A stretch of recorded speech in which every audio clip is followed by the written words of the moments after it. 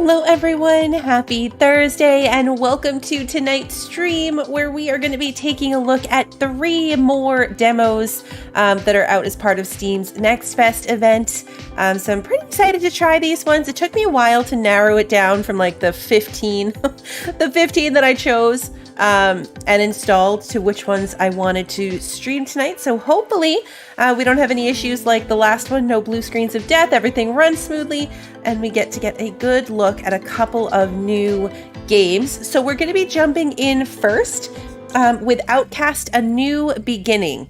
Apparently it's a sequel to the 1999 game that I didn't know anything about, so this is going to be new to me.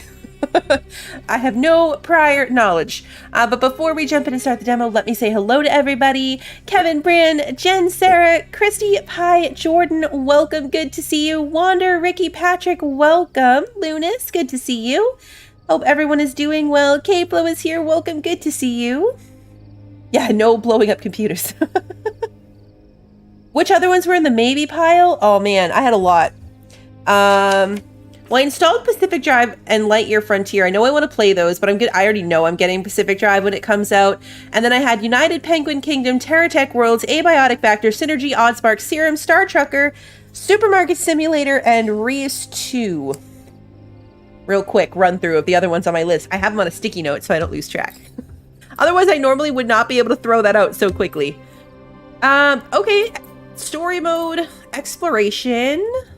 Open world demo, roam freely over almost the entire map, using your jetpack, glide, and sprint abilities, complete side activities, fend off dangerous wildlife and robots, or just take in the beautiful sights of Adelpha. This demo is limited to 20 minutes of gameplay, and you won't be able to interact with Talent NPCs or complete quests in villages. Each demo segment can be played through twice. Oh, okay. So that's how they're doing their demo, like 3 separate sections, and you can do them 3 times. So combat, the WFA has taken over the planet Adelpha, and their bases are threatening the freedom of the Talon villages. It's your job to explore the base, neutralize the enemies, and destroy the generator core. Your 2 weapons come equipped with a variety of modules. Try new combinations to suit your playstyle and unleash your full power on your enemies. This demo has no time limit, but you won't be able to leave the outskirts of the base. Okay. And then story mode, discover the village of Saba and the story of the Fisher Talans in the story demo. Talk to the local Talans to find out how to help them fight back the invaders. Use your quest map to track your missions and objectives and discover more about the planet of Adelpha and Talon society. This demo is limited to 20 minutes of gameplay and to the entire village. This is a really interesting way of setting up the demo. I don't hate it. Lightyear Frontier is so good. It looks so good.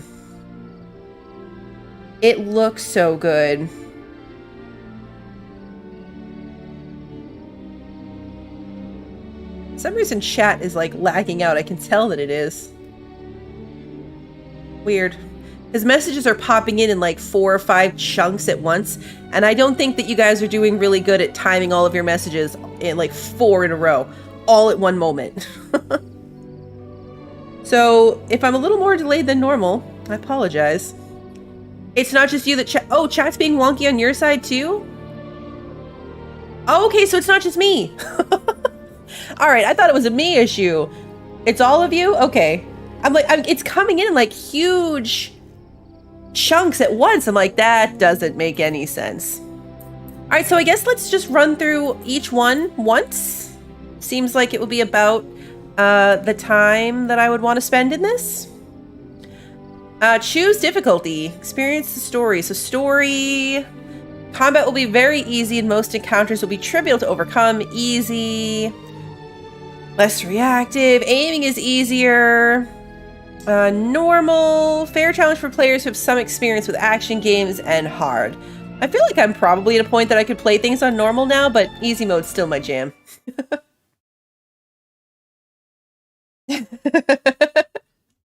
Exactly. That it was too much coordination for chat.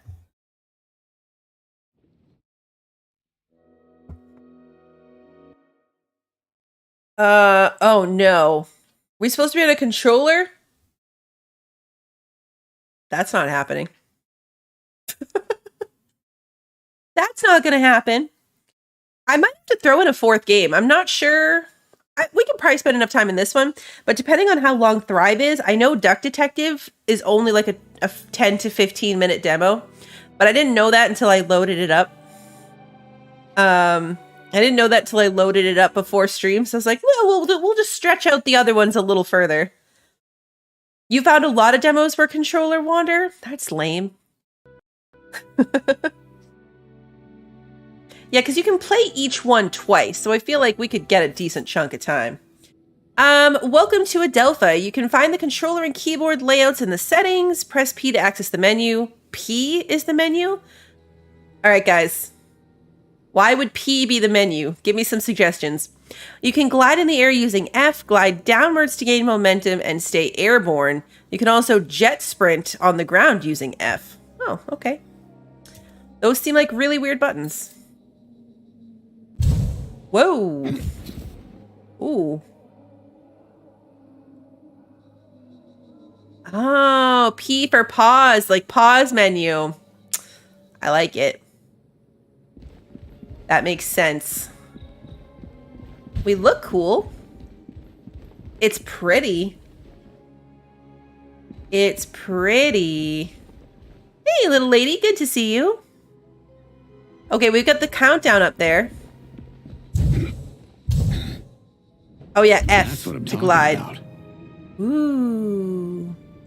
So many games with gliders lately. Only this one we can like actually go up. But I can't steer. I can't steer, guys. I can't steer.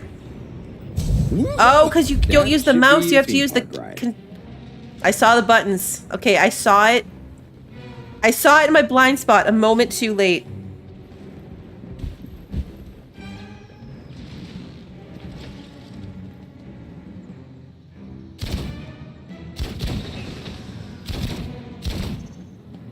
This is very forgiving aim. That is very forgiving aiming. Ooh, what's the purpley bubbles? Cool. Oh, cool. Oh. Ooh, control is a shield? Ooh, okay.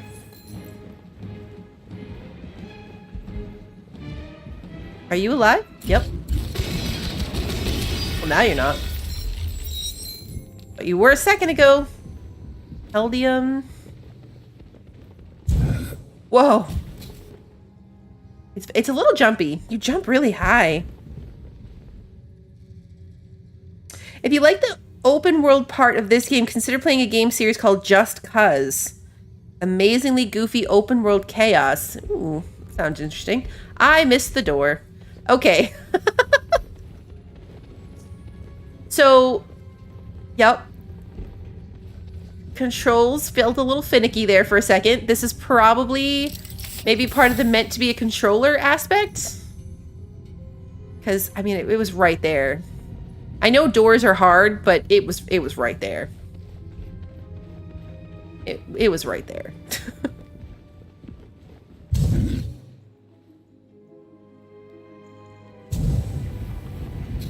Oh yeah, so if you kind of glide and then crash into the ground, it turns into jetpack flying. Ah, we hit a tree. We hit the tree. Whoa!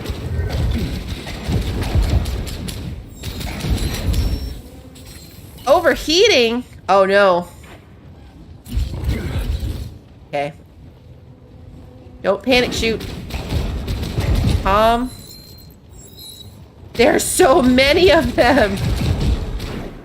That's what you get. How do I switch weapons?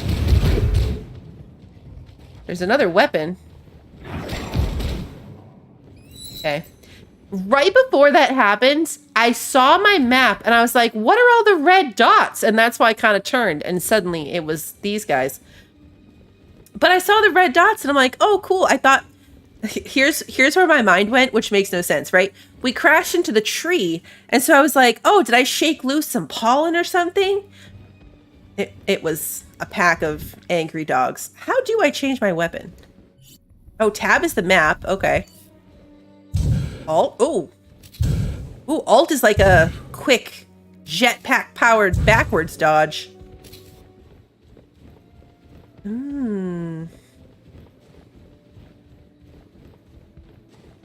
Yeah, there are a lot of games with gliders at the moment. I've got 2 weapons. So scrolling is moving me through like some random potions I seem to have. You know what I can do? I can go to the P menu and look at the controls. Module. Oh, wow. There's a lot here. Okay. Modules. Controls. Keyboard. Scanner X. Okay. Powers. Interact or switch weapon. Ah, okay. Ooh. That shoots 3 at once. Okay. There's some cool,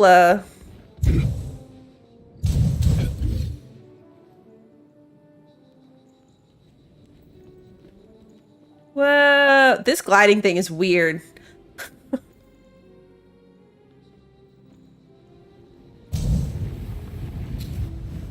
I wanted to come see what this little ruin looked like. Ooh, bugs.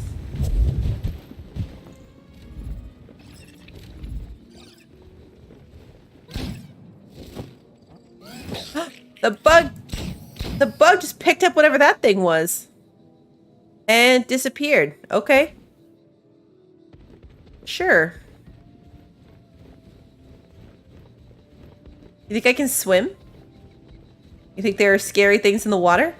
Time for a swim. I can swim. V to dive? Ooh. Like do you think there's sharks? It does look like a temple.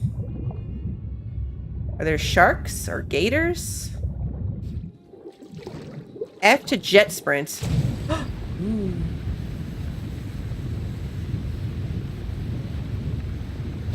Ah! I crashed. Use X to use your scanner and find the altar.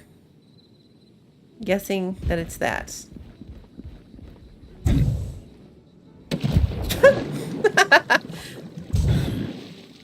That gap was too wide. I couldn't make it.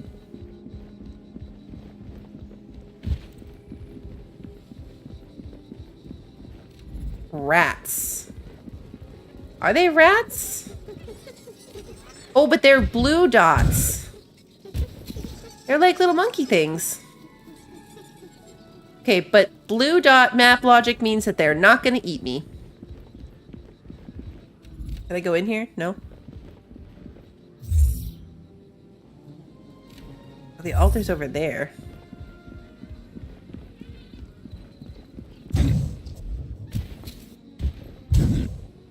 You jumped so high.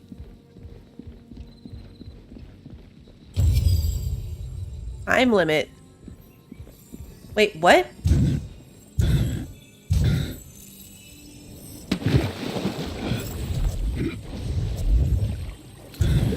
What is happening right now?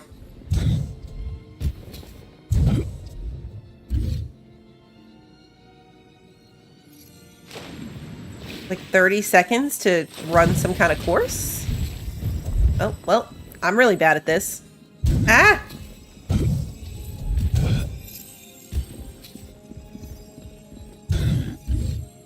Killing it, guys.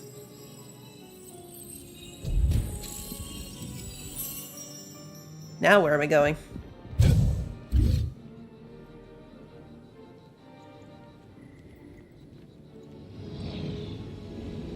I'm really bad at this whole gliding thing. Uh-oh.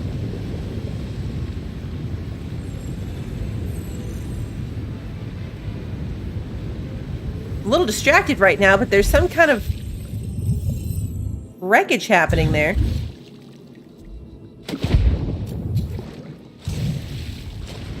We're jet sprinting. Hey, Russian, good to see you.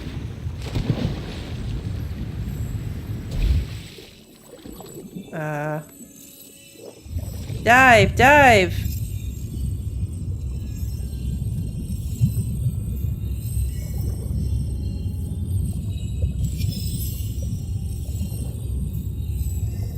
This is so random.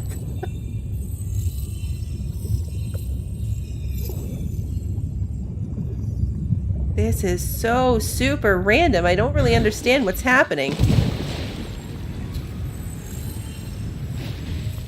Like, do you think it has a purpose? Or are we just doing this for fun? Hey, Lily!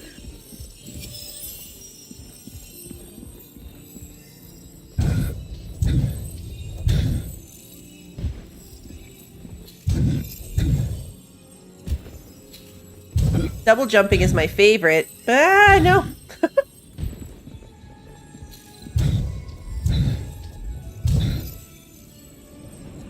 No!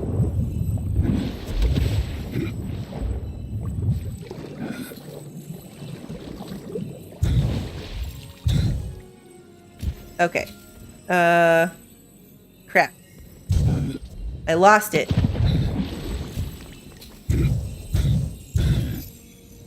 No, it's on that one. Okay, we've got 5 seconds. I didn't make it on this one. Ah! Mission failed. Alright, well, let's go see what that ship was. Like, what's over here?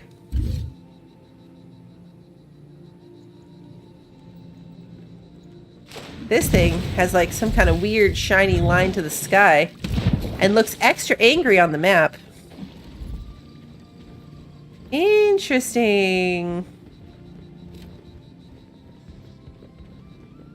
It is really weird, right? It's been 25 years since the original game. There's a lot of scary things here.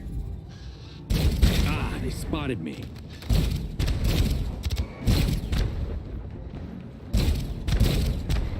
You can fly. You can also fly. Maybe focusing too much on the things that fly.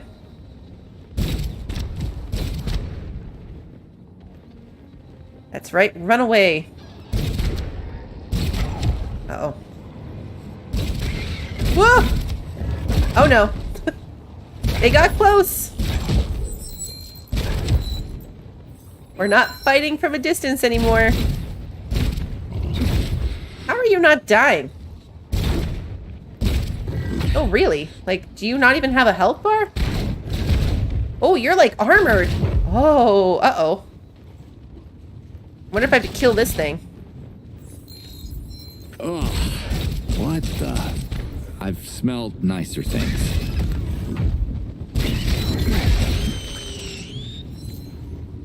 Gonna kill me? Do I destroy it? What's the play here? And what do I do with those guys?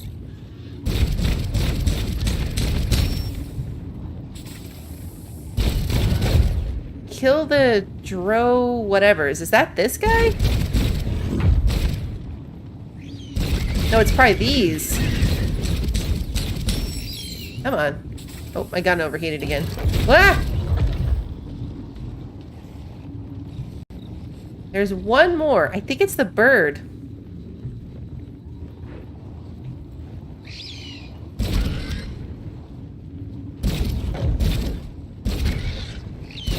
Finished.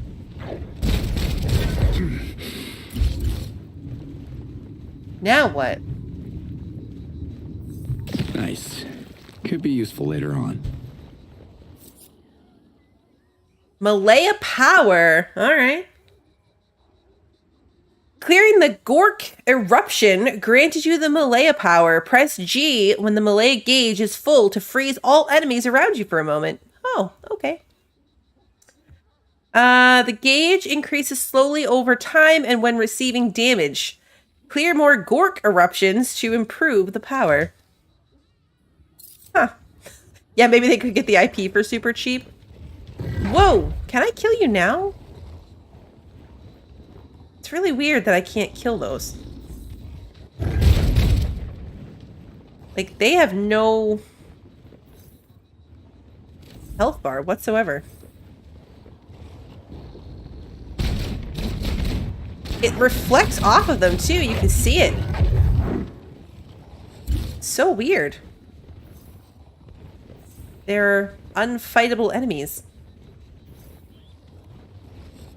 YouTube chat's being very, very weird.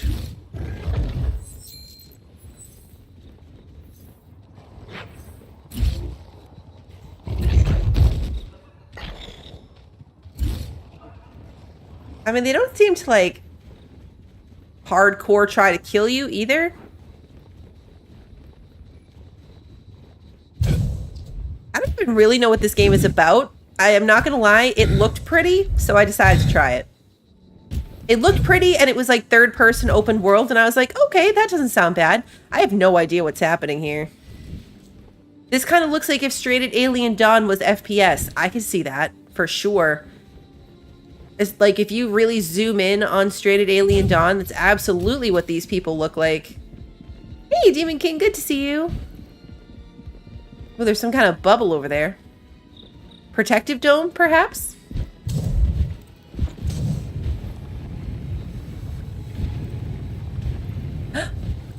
Sheep? Cows? Well, they're kind of like bison. Hey, fella. I hope you don't bite. Yeah, I hope you don't bite. They're like, they're Muffalo. Honestly, Wonder, I almost played the game that you put in Discord because Flying Whale. Like, you said Flying Whale, and I was like, oh, that one's not on my list. I need it. A completely valid reason. There's a lot of red dots over here.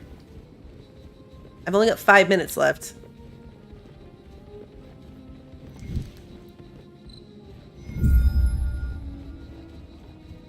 Uncommon flowers. Oh, you're another one of those weird ones that can't die. Oh, you can die, though.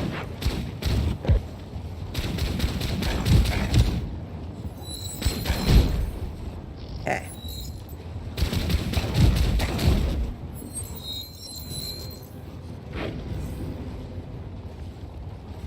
Yeah, you guys can't die, so it's... You're a waste of ammo is what you are. What are you doing? I mean, it's fine. They're not running at me, they're just kind of running in circles.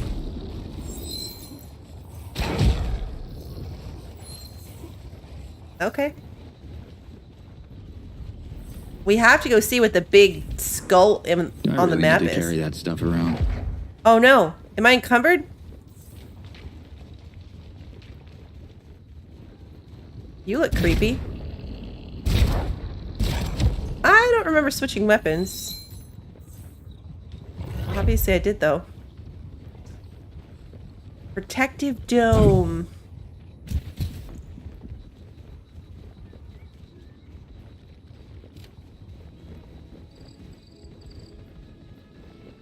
Can I walk through the dome, do you think, or do I bounce off? Let's find out. Don't want to mess with this quantum fence.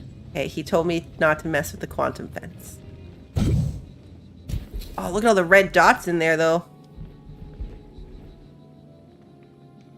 I don't see anything bad.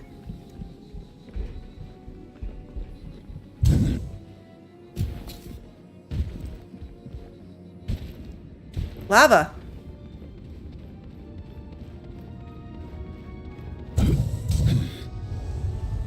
Luckily, there is a protective covering over the lava pit. Hey, Paul, good to see you. There must be a way through the fence, right?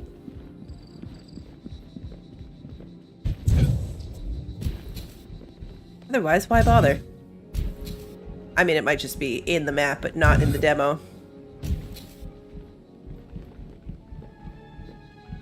Kind of getting the hang of the controls. It gets a little jumpy. Like, I've got some, like, skips in it.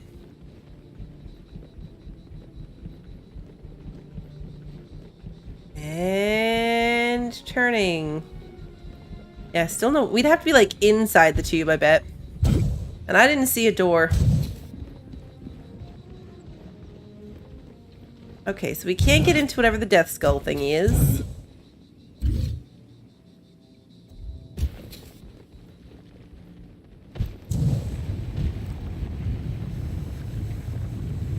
What else can I find in a minute 45? Minute 45. You can bounce off the ground a lot. There didn't seem to be fall damage. It's like my vest kicked in to save me.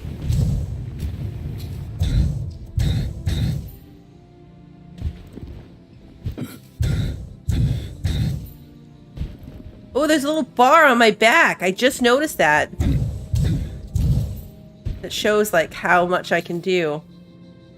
Alright, so what if we come all the way up here and then just fall? No. Okay, so no fall damage because the jetpack automatically kicks in.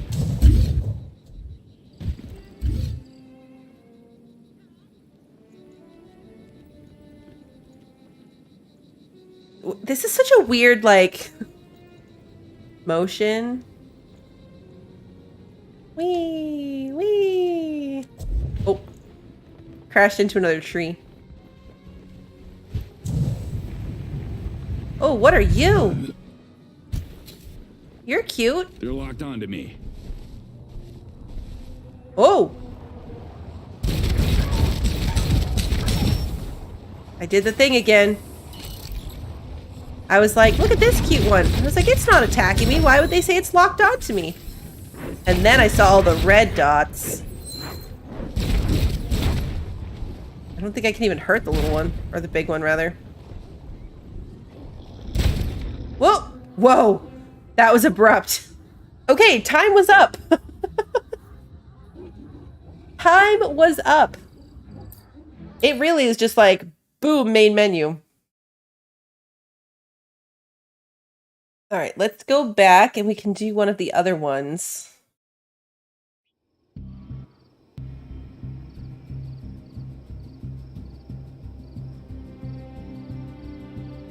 Let's do the story one.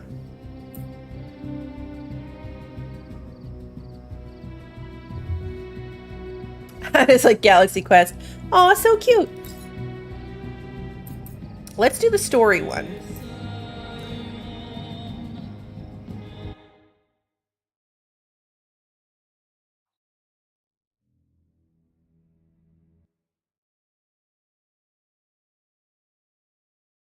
This just looks so confusing.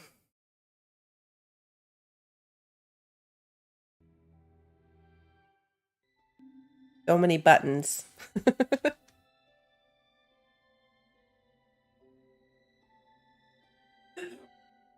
So many buttons. Always love the seaside. Welcome to Adelpha. Welcome to oh, I read the title, then that's also the first word. You can find the controller and keyboard. Oh, we already did this. Okay. People. Hello, friends. You have 3 toes and a skirt.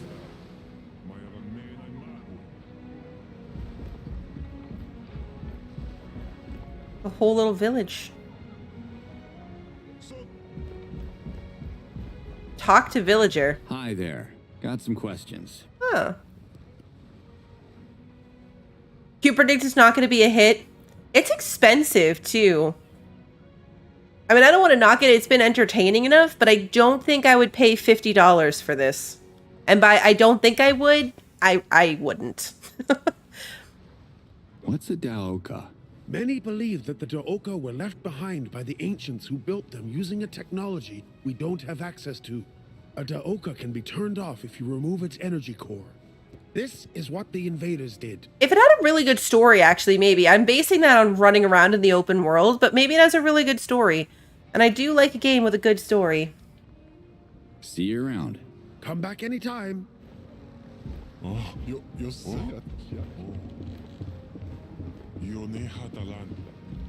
The original fell short as well, the original game.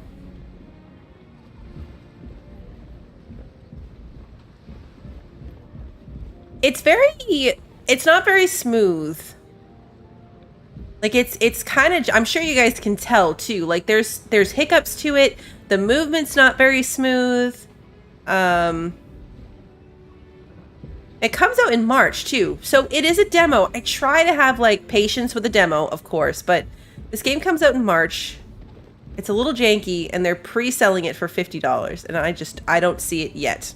I don't hate it, but I don't see it. Where is this person? I was hesitating to talk to you, and now you stay still. Hi. Are you the chief of the village? You look like a world traveler, an action-oriented fellow. My name is Tanak, and I am the leader of Sapa. Can I ask you something? I'm an open book. Shoot. I don't need a book, but shooting? Yes, shooting is exactly what I'm looking for. How much for the gun? Sorry, Tanak. It's not for sale. Sorry. Let me clarify. I need the hand attached to the gun. Your hand, pulling the trigger. I'll pay you. Interesting. Yeah, jankiness for sure. This is the type of performance, like jankiness, that like totally valid, I think, for an early access title. I have a lot more patience, but early access games don't cost $50. Or they shouldn't. So I'm assuming that this is not coming out in early access. It's coming out like, it is what it is. This is the version. It is what it is.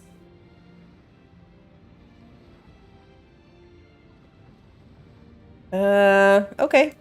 What do you want me to aim at? The Gamors. Mating season's over and they're hungry, of course. So they're coming back to Sapa to feast on us. Can you get rid of them? Depends. What's a Gamor? Four-legged scavengers. Razor-sharp teeth, deadly claws. Faster than a harpoon. Gamors. All right, calm down. I will help you. I'm sure they're still slower than a bullet anyway. Be safe, Eddie. Chat just did the thing where it dropped in like the last 7 messages all at once.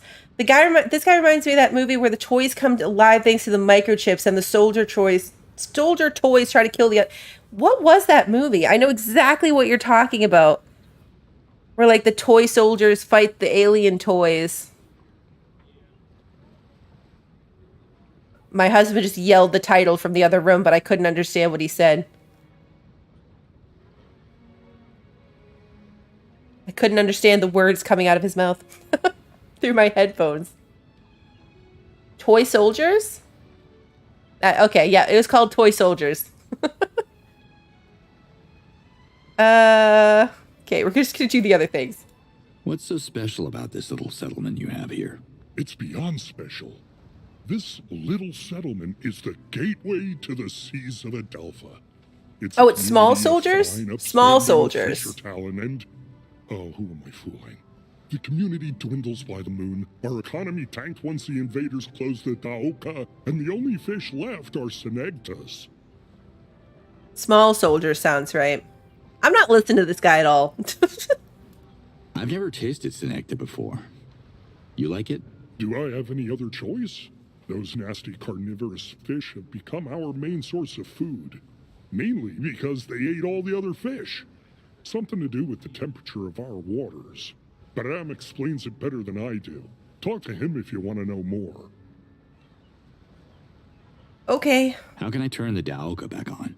Portals are powered by old energy cores, pre-Talans technology, and the invaders confiscated them all.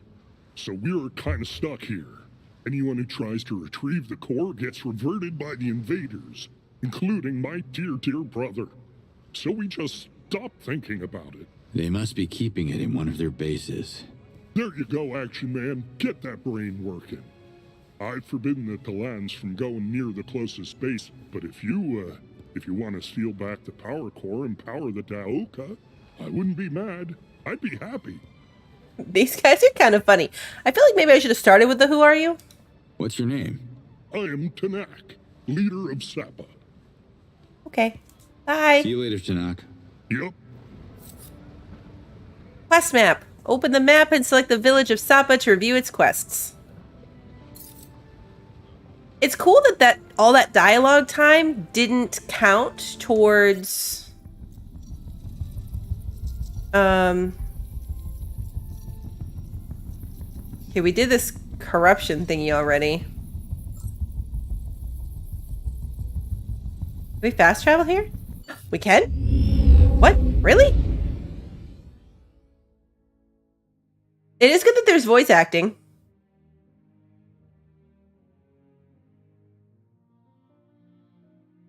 I don't understand what I'm like.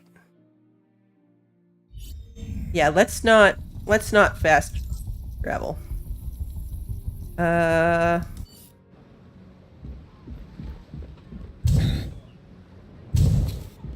Mission complete. Okay, no, but I do want to mark it. Tab.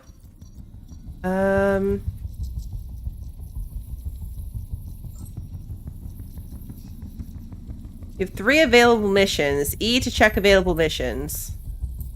Missions available. No. Wait, what?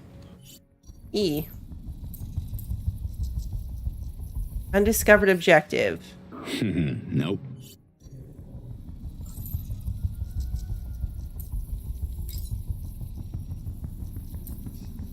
Find Sappa's de-duck-tion core.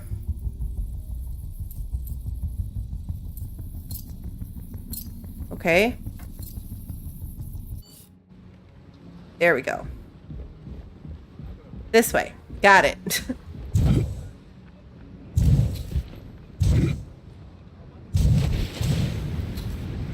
Alright, let's try to go do that. That's different than what we did before.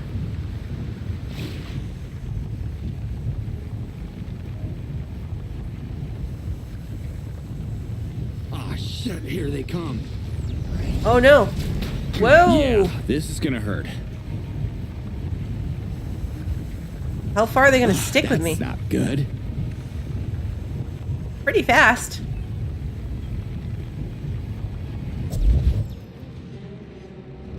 Oh.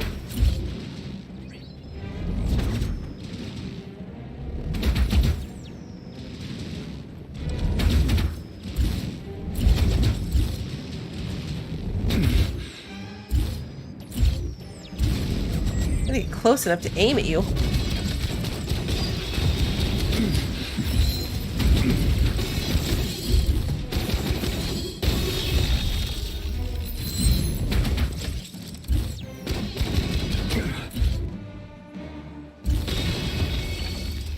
There we go. Shot them.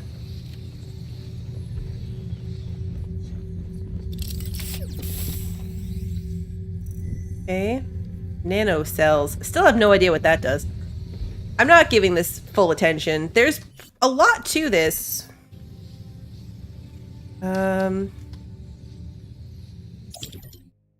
It's in the pause menu. Main quests. Modules. Yeah, like there's all kinds of different stuff about your weapons. Consumables. Resources. Key items. Core. All items. Healing potion. Maximum life. 2 extra life gauges. Oh. Increases aerial speed. Not applied to glide. Okay.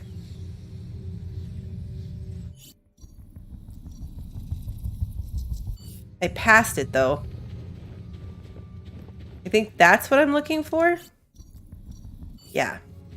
That's the thing I ran past when everything was attacking me, I'm pretty sure.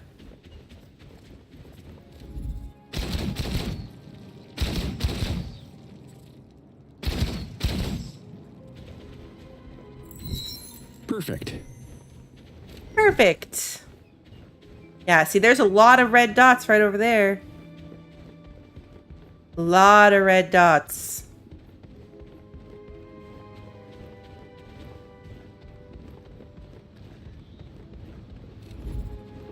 Is it another pack of dogs? It is a pack of dogs. There's a lot here, too.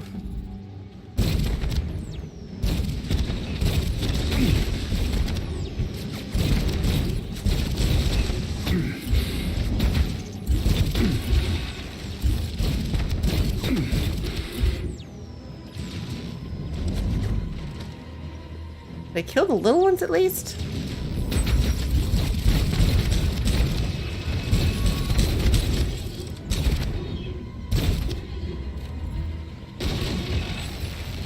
Oh, those little purple things flying into me. Super startling.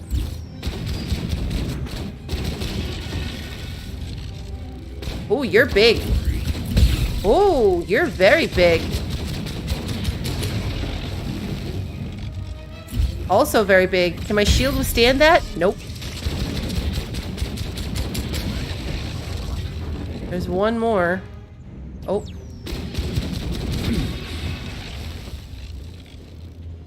Okay.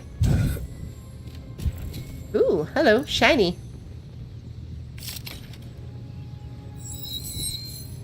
I know, I feel like I think the confusion is maybe because of the way the demo is laid out, where you have like an explore and then the story section. It's a cool layout, but really I have no idea what's happening.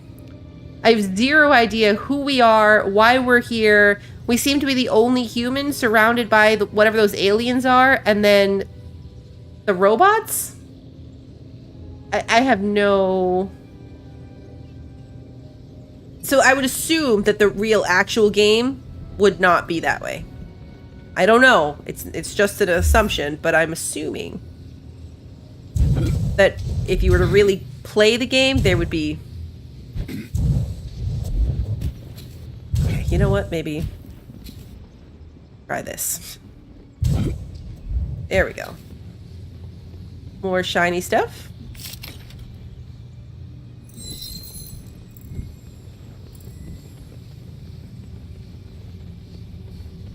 The flip side, though, is that I don't feel like I have questions, I have confusion. Fancy weapon module. But I also don't know that it's giving me that, like, really, really want to know what's going to happen feeling. You know what I mean? The, like, okay, so I got a taste of this, now I really want to play it so I can figure out the stuff. Like, this is clearly something.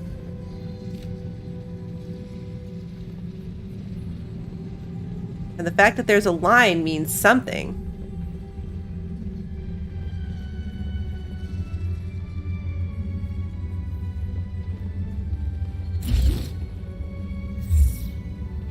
Like, this goes down here, which is fine. This was the thing I was messing around with earlier, but I couldn't... Looks like some kind of terminal. Ah. Huh. The shield device is reacting to it. Now I can do it. There we go.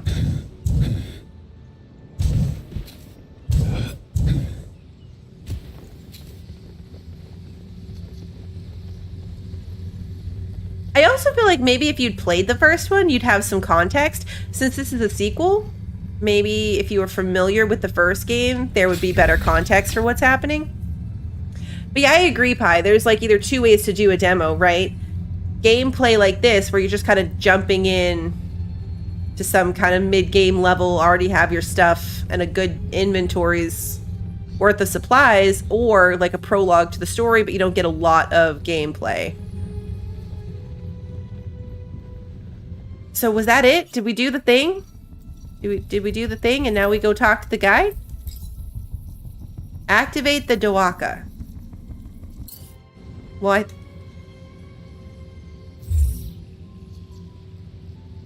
Is that not what we did? Maybe I should have listened better to the directions when they were talking about what the de-duck-tion is. No, you should never have to rely on that, especially a 25-year-old original game. No, you shouldn't need that to do it. I don't want to sound like I'm crapping on this game, because, I mean, it's cool, it's cute, it's pretty, but, I don't know, it is janky and expensive. I'm a little hard on it because of the price tag.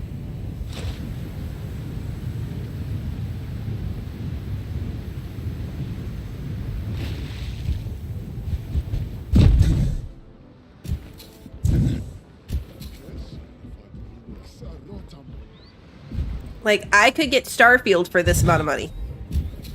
Starfield had its issues too, don't get me wrong. But I could spend this amount of money and get Starfield. So it doesn't feel like a good value for a AAA game price. How's the tide today? The what? True, it's I'm not being mean. It's fisherman? valid We criticism. call ourselves Fisher Talans. We fish for Signecta. My name is Baram. He has an And interesting we hat. are- There's a Call fish me on his Cutter hat. Slade. Good to meet you, Baram. He's like the penguin. He's like the Discord penguin with the fish on his head. Is fishing Sappa's main thing? Yes, it is. We've been living in isolation since the invasion started, and we fish to survive. Signectas tastes like roasted sword, but we have to do what we have to do. In a way, we have everything we need here, or almost everything. Almost? I heard Yunair is missing. Sappa can't survive too long without a tamer. When is the last time you saw Yunair? It's been too long. I don't know what he's doing. We need more fishing ventilopes to take over from the ones that are hurt or resting. Tell me about the invaders? Any trouble with the invaders lately? Not since they messed up the Daoka. But if you ask me, they did us a favor. Tourists storming our beaches messes up the fishing. And you don't want a Senecta incident on your hands. Large sea animals with sharp teeth doesn't necessarily mean they are going to use them to slaughter swimmers. Where did you get that idea from? I saw this damn movie when I was a kid. Changed me forever. Movie? Is that a ritual? Forget about it. Just remember to stay off the sequels. I feel like we're probably good with this, right? Hey, Gregory. Reminds you of Greedfall? I've never played that Remember one. what we spoke about. Now go! Get 2 total incomplete indie games for that price. Chat just did the thing. Chat just did the thing where it dumped a whole bunch of messages on me.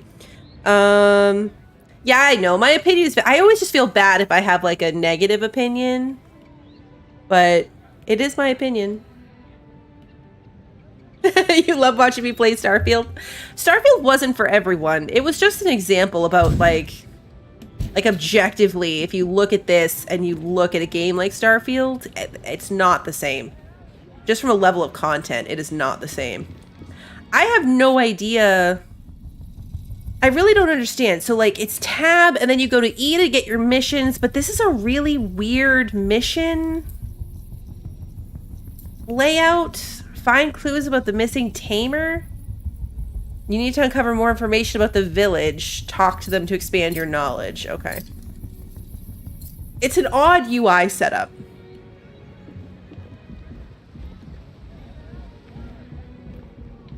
I'm just gonna keep talking to random people, I guess. This guy looks like a trader. What can I buy? Hey, I'm looking to buy some goods. He's Then different. you're at the right place.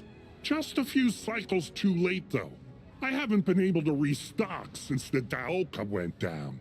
I see. Maybe if I could turn it back on, then. Then I would be more than happy to take your Zorkins. Thanks for everything. Take care. Interesting.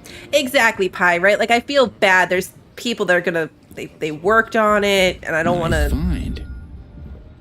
Especially on a demo. Like, but it feels harsh to base something on a demo, especially if it's, like, a negative on a demo, but at the same time, like, that's their opportunity.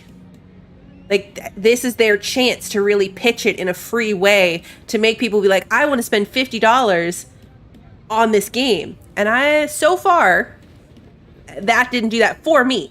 I might just not be the target audience for this game. I always like to say that too. Just because I don't like it, I'm not the target audience, is all that means. There's nothing wrong with, you know, lots of people might like it. I'm just not the target audience. Hello. It's beautiful around here. Enjoying Sappa? Just remember that the beaches are closed until further notice. That's okay. Penguin hat. I'll work on my tan later then. Thanks. Okay. You had know more where to stuff like find you me. wanted to say. Exactly, Jens. The demo is their chance to be like, this is going to be awesome. And I've played some demos like that. I've played some demos for things that don't even have release dates on them, and I'm just really excited for them to come out. Like, I cannot wait to play it. I check it all the time to see if a release date's been put out. I've had demos like that, and to your point exactly, Pi, this comes out in a month. This comes out in 1 month. So this is it, right? Not much is changing at this point.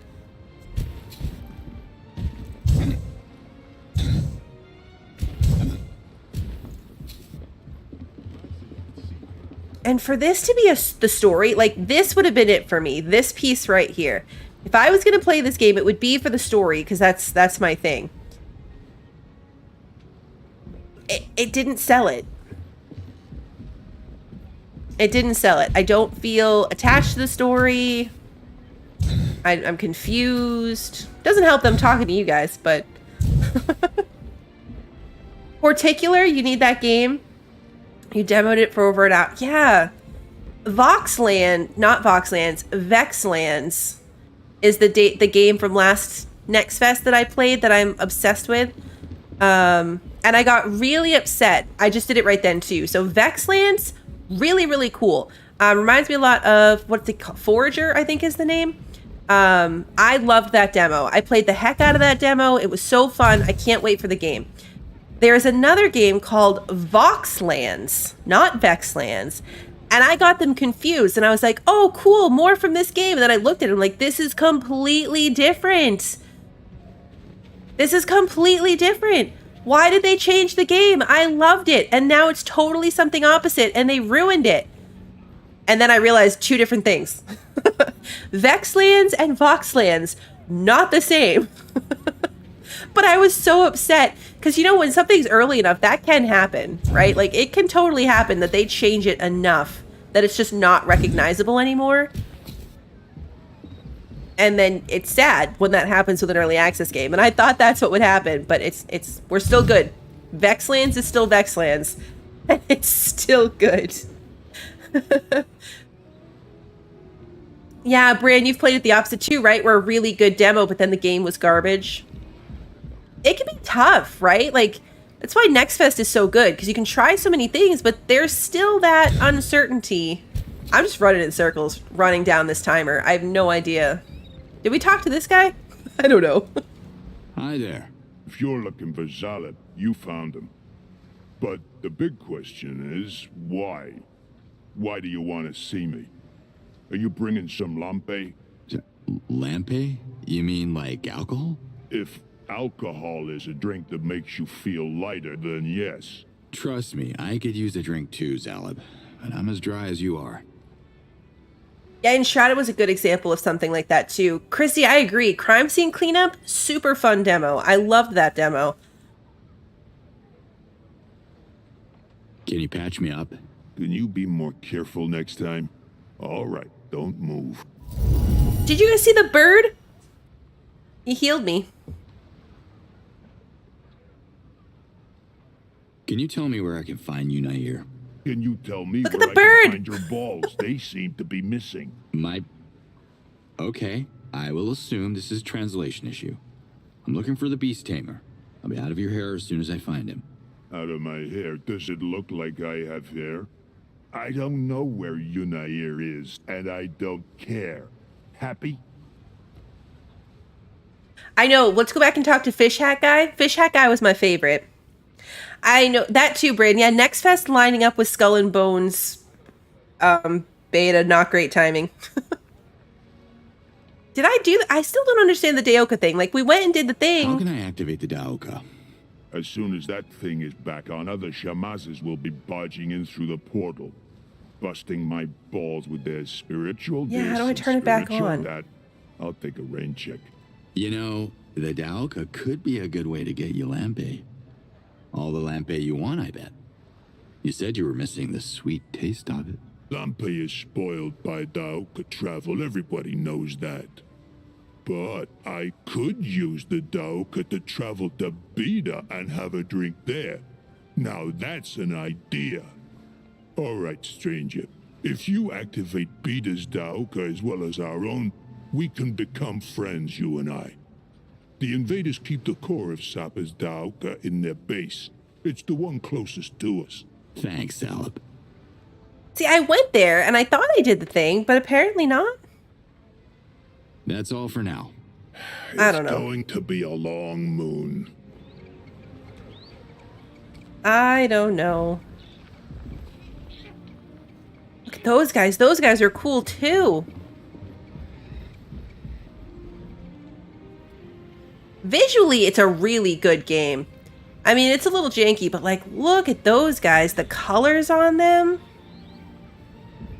They're gorgeous. These little birds. This one's still my favorite. I mean, it just sits there. It's like a ornament, but it's so cool.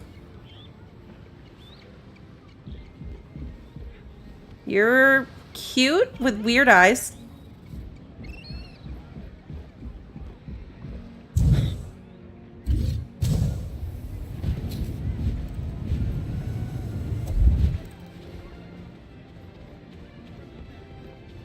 Like, this guy still has a lot to say. Morning. Hey there. So let's see if... Main topics. Oh. Lampe? You like to drink lampe? Oh, it's a drink. Because I'm a Fisher Talan, I'm also a drunk. That cliché's a little tired, don't you think? I studied marine engineering in Procreana, you know. Earned 2 golden scrolls there. I didn't mean it like that. Sorry. We insulted him. Ventelope? Tell me about the Ventelopes. A Fisher Talan's best friend. We ride them to catch synectas coming up at the surface of the water. But Zalab could tell you a lot more about them and how they fit into Sapa's ecosystem. Ventelopes don't eat what they catch? They love to eat synecta heads. We love to eat everything else. Works out well. Mother Nature is quite a designer. That is a strange name for a female.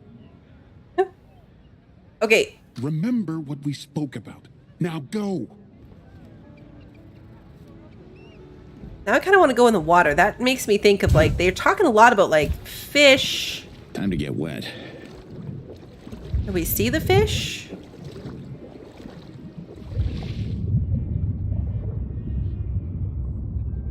Are these the fish that they're talking about? They're brightly colored.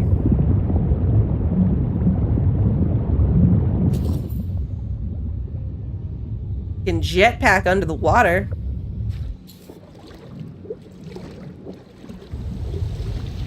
The movement feels a little janky too. I feel like it's almost like I'm compensating for an angle, if that makes sense. Like, if I'm looking and, like, walking, I almost feel like I have to, like, angle a bit to go where I want to go. Quest log would be really helpful. Yeah, the UI of the quests is weird.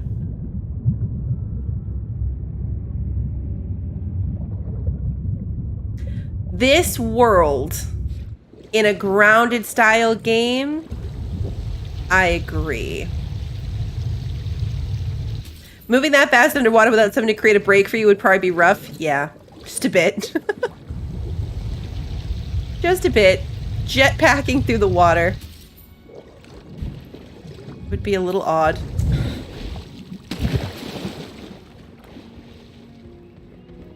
I don't know if it's the angle of third person, but like I almost feel like I'm not running straight. I'm compensating, especially if I'm trying to run. I don't know. It's weird. It's hard to describe. Robots are back. Is this the same place? Yeah, this is gonna hurt. But what happens if I die?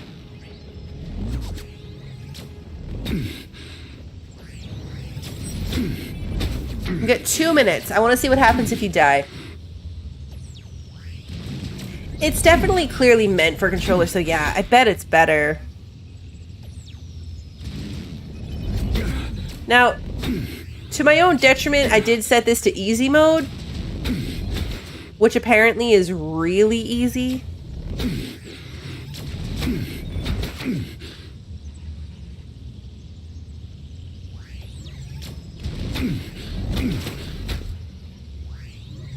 feel like maybe I should go find the pack of dogs. Or get close enough for the big guy. Where was the big guy? Yeah, let's get in range of more stuff. Big guy?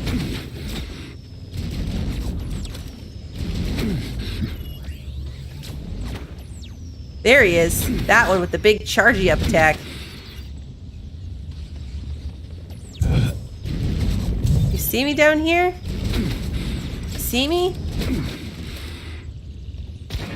Go ahead, fight back. There we go. That actually didn't hurt that much. Ooh, drowning might work faster, actually. That's a good point. Can I pass out now? Damn. Oh. Oh, we automatically respawned our health?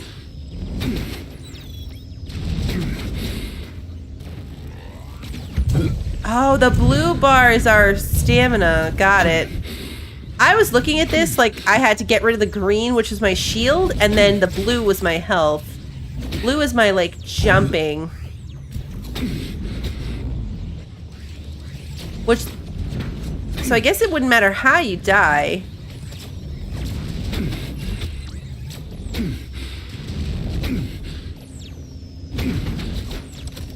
Where's the big guy? Big guy hurts. I'm curious. You thought the same thing? Okay.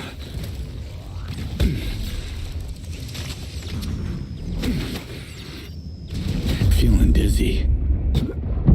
Okay, this time we died for real. We went invisible.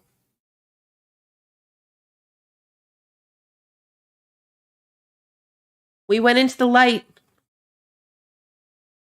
Very bright here. That was a very bright intermission screen.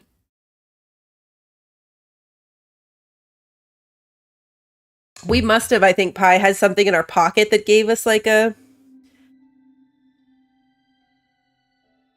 respawn.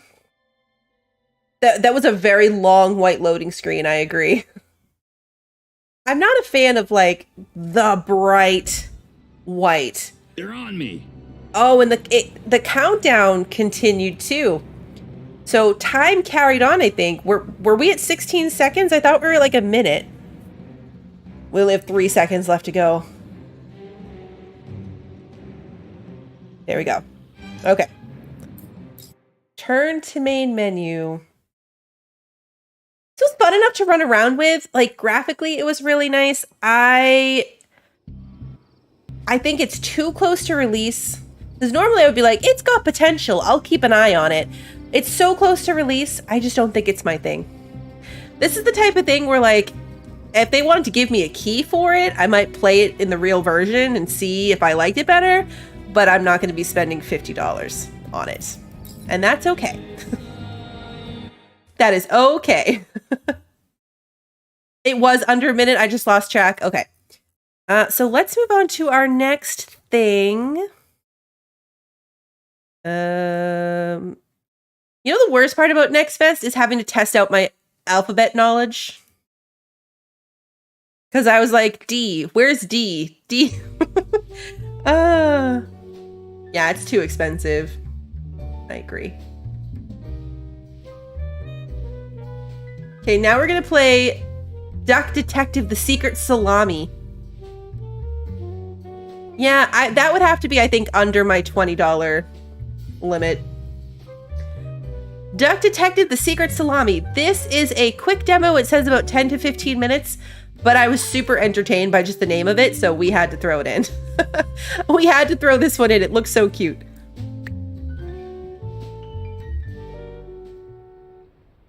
The cursor's a little duck foot. Life wasn't easy. I was a freshly divorced duck, not able to pay next month's rent. Not that I had paid for it this month yet. My brain felt foggy, and I was trying to remember. Where did all my money go? I had to retrace last night's steps. We're using our power of de-duck-tions. Deductions are a vital part of detectives' work. Find clue words by questioning persons and inspecting your surroundings. Deductions. Enter clue words into the blank spaces to solve deductions.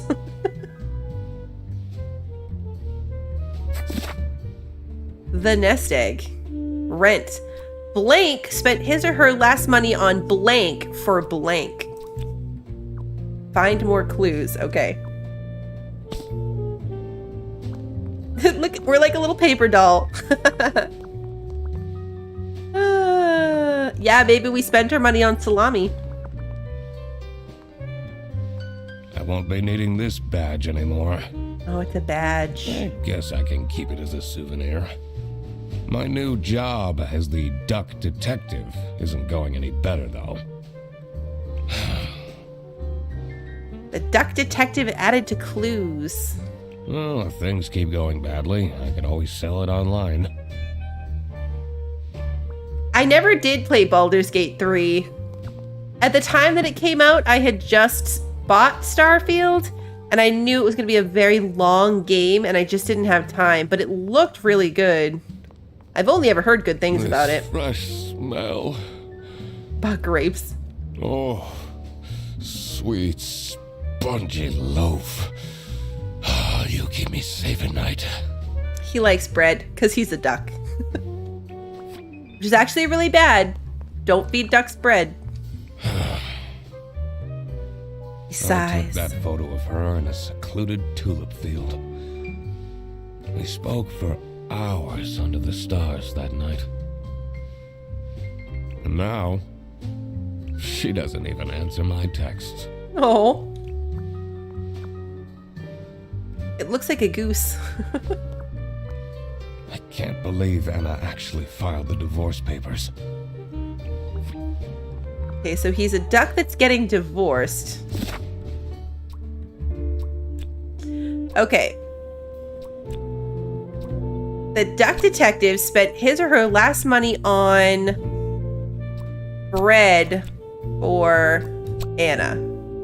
Two or few things are wrong. Tulips for Anna. For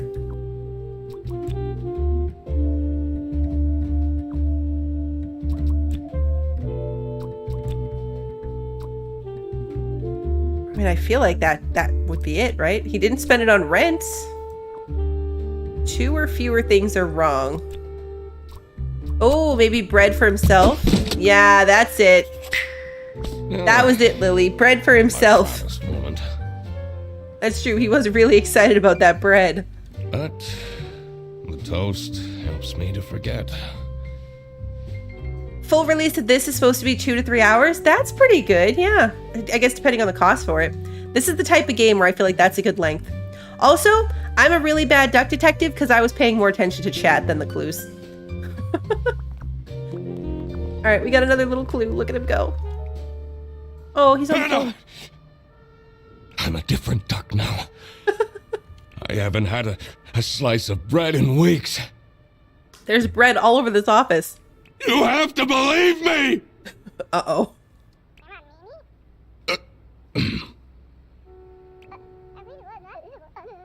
Oh.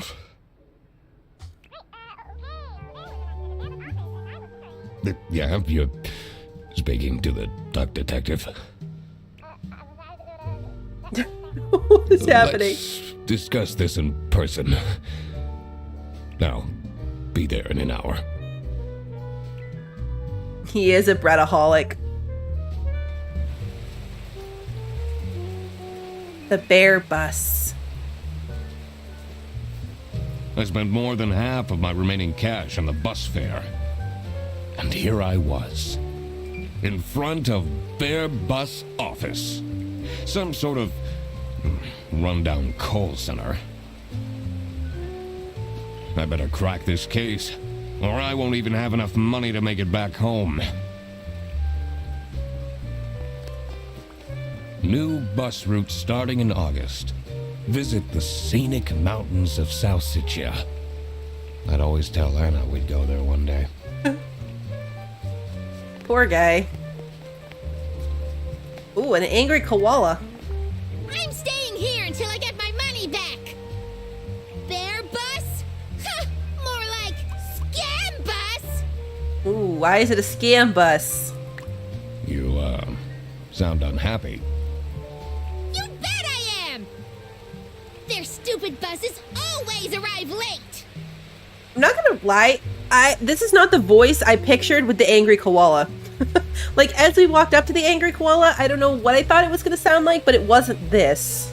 I came back from a work trip to the west and arrived here at 3 in the morning! And they don't even want to give me a refund.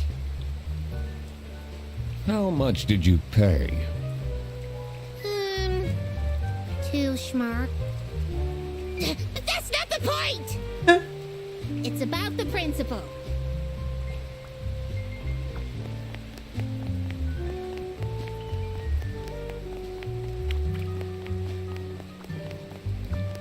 Let's go inside the bear bus office. I could already tell based on her face that the receptionist was a tough one. She wouldn't make life easy for me, but I had to make my way into the office.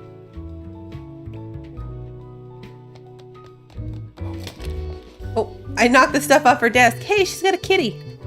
I'm the duck detective. I'm here to investigate a case. And a kitty poster. I like this giraffe. Okay. Do you work here? No. Then I can't let you in. But I've been hired by someone from Bearbus. Who hired you? I didn't catch their name. Oh no. Listen, buddy. You better get out of here, or I'll have to call security. There's always more to people than you might think. I should take a closer look and figure out what she's about. She's about cats.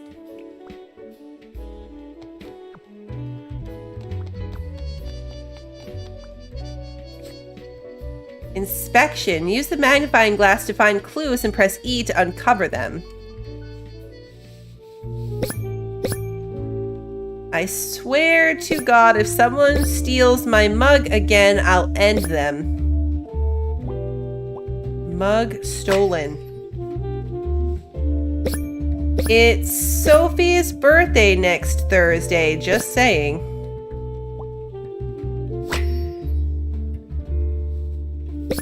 Laura from CS customer service is way too loud. I can hear her keyboard all the way to my desk.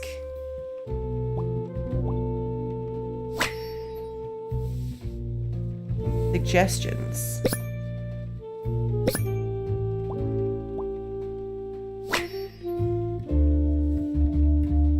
Okay. These are quite mundane. I'm surprised nobody wrote something more scandalous. It is good voice acting. Nobody added to clues. Oh, I knocked over the trash can.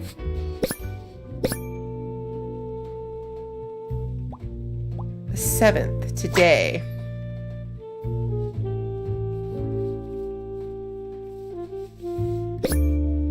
September.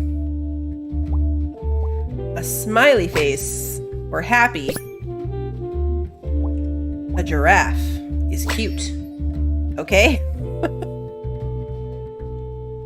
Tomorrow is Friday. Need to remember to collect my dry cleaning. Remembered added to the clues. Okay, there's doors to go through. It's locked. Oh yeah. Of course it is. This office is for employees only. Is this office for employees only? It says server room. It's locked. All right, let's talk to her again.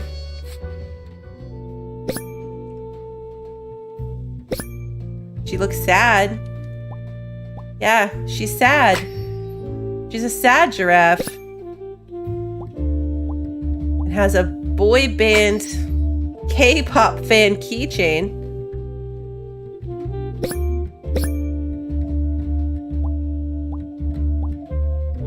And her last name is Windheimer. I should be able to deduce her name now. It's important to work out a suspect's name to crack the case. Enter their first and last name into the slots below their portrait in your journal's suspect page.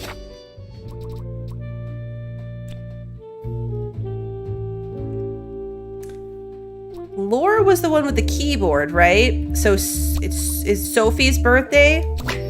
Yeah, and she's sad because they forgot her birthday.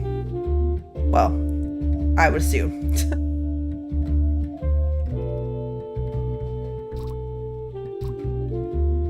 I should be able to figure out what's going on with her. I need to check my notes in the deduction section. The deduction section.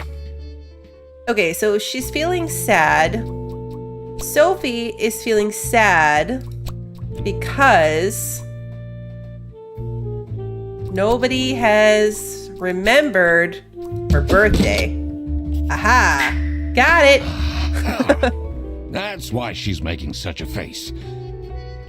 I should try and cheer her up. You're still here? Happy birthday!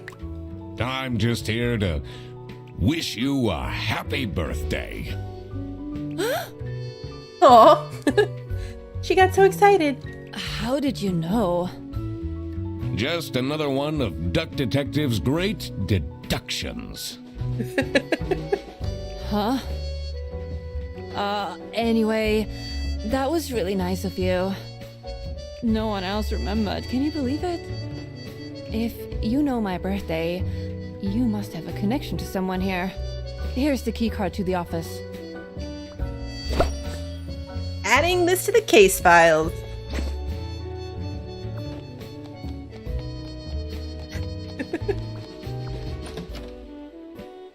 Let's go in the office. Hey, it's a gator. A bear and a really stressed out looking dog. The stained carpets and peeling wallpaper exuded a stench of stale coffee and abandoned dreams. I knew I couldn't stay long, or it would rub off on me. This is the last straw! Oh no. Fredderson needs to be fired! These people are really stressed out. I'll see what I can do.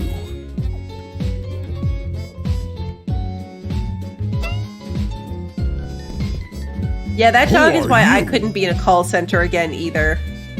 Do you have a problem? If you have one, just call our damn hotline. I'm Eugene McQuacklin, the Duck Detective. My name is McQuacklin. I missed that until now. Did I know that before this moment? Because I feel like I would have remembered the name McQuacklin. The client hired me to investigate a case. Why didn't you just say so? It's time we put an end to the awful lunch theft. Lunch theft. All we need to fire him is some evidence for the upper management. I'll be in my office. That was new information? Okay, it was exciting new First, information. I had to find out who works here and what their jobs are. This game makes me happy too. I like it. I needed to find my client as well. Inspecting the crime scene will be important too. But this is a demo. So you'll have to wait for the rest of the game to be made. Gasp! Cliffhanger. Thanks for playing. Gasp! We knew it was going to be a short demo. I knew we were running out of time. See, this demo, I was invested in. I want to play more. I want to know where this is going to go. I want more Duck Detective. This was a good demo. We learned about the game mechanics and like how the clues work. We like went through a couple different scenes, and then it was a cliffhanger ending. And not like an abrupt boom. They like in the cute voice acting detective, he actually told us it's a demo and to come back. Like, I don't know. They voice acted it. I love it. I love the Duck Detective. It's not a demo, it's a teaser trailer, but it worked. It worked. I will be back whenever this is to play more Duck Detective. Does this have a release date? Or is this just a general coming soon? I didn't actually look at that. I didn't actually look at that to see what it said, if it had a release date. Hold on, I'm going to go check. Oh, it just says 2024. Ugly mistress. But I ain't no ugly duck. I'm not an ugly duck. That was its trailer. All right. So that one, staying on the wish list. All right, let's go back. We're shifting gears completely. This next one is more of like a city builder. Thrive Heavy Lies the Crown demo. I try to go like different directions in these if I can. We're playing like a bit of each different thing. So this is more of the city builder vibe. City builder with a duck? Oh, that'd be cool if there were ducks. It'd be very cool if there were ducks. Oh, let me try to get this up. It's doing an intro. Plans for ruin. I did not ask for this ever-thickening fog, for the illness and decay that it brings. No subtitles. No threat at first, just a light haze over fresh morning dew, bringing greater sheen to ripe berries and a bountiful fullness to grazing beasts. How subtly that sheen dulls and the bounty dries up. As it begins to creep in, to seep in, and whispers turn to whimpers. Food spoiled. Not the horse. Dead. Water Cows. poisoned. Some call it a cleansing. Most call it the Walgrim. I call it my destiny. Dramatic. My rule seemed bound to failure, but for failure I'd never planned. But you, what destiny awaits the one who walks amongst the Walgrim without fear? It has always been you. So here, take this gift, the mantle it bestows. Pray that you might bear its weight a little better than I. But never forget, no one plans for ruin. When the Walgrim calls, how will you answer?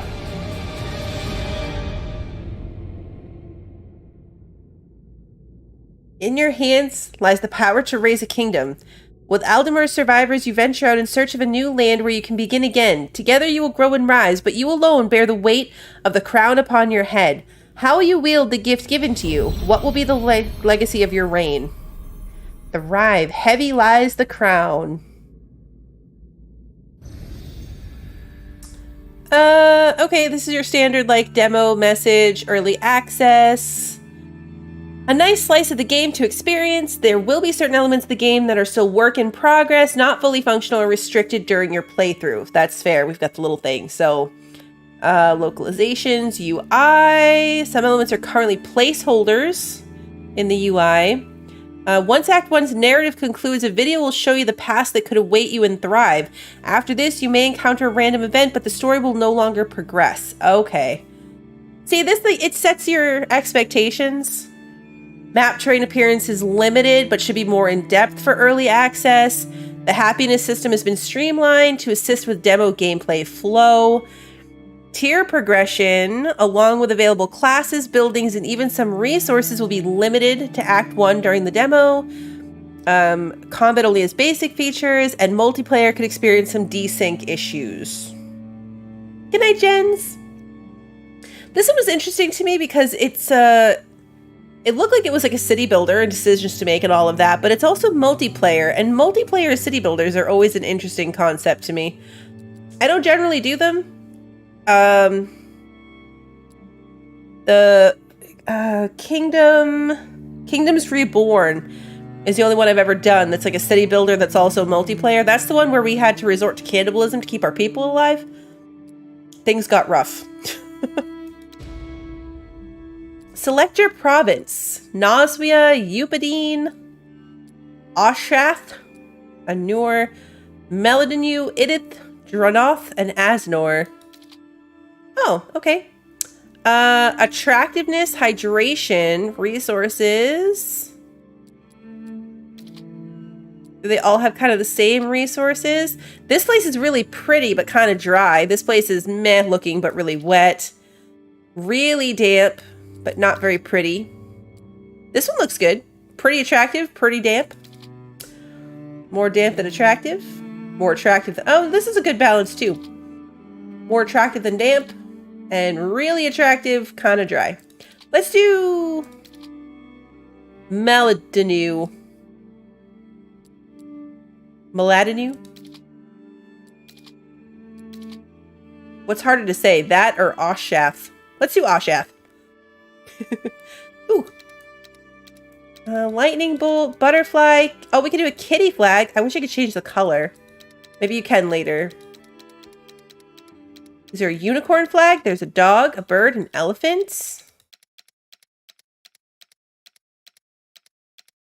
There's a lot of random things here. If you don't give me a unicorn, I'm going to be sad. Ostrich? We could have an ostrich? Rhinoceros? How am I going to know when I got back to the beginning? There's a lot of things here. A fist. Paw print. We're back at the beginning. Okay, we're going with cat flag. No unicorn. Points deducted immediately.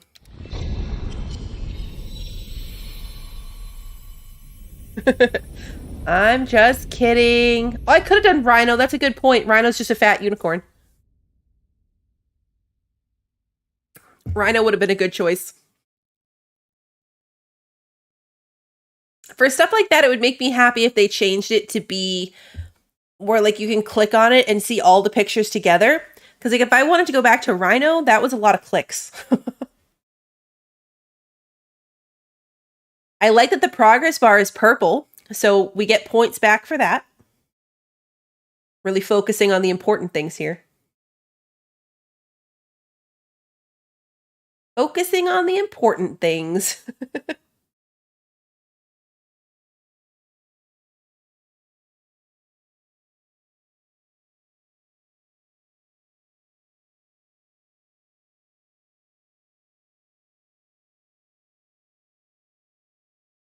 Almost there.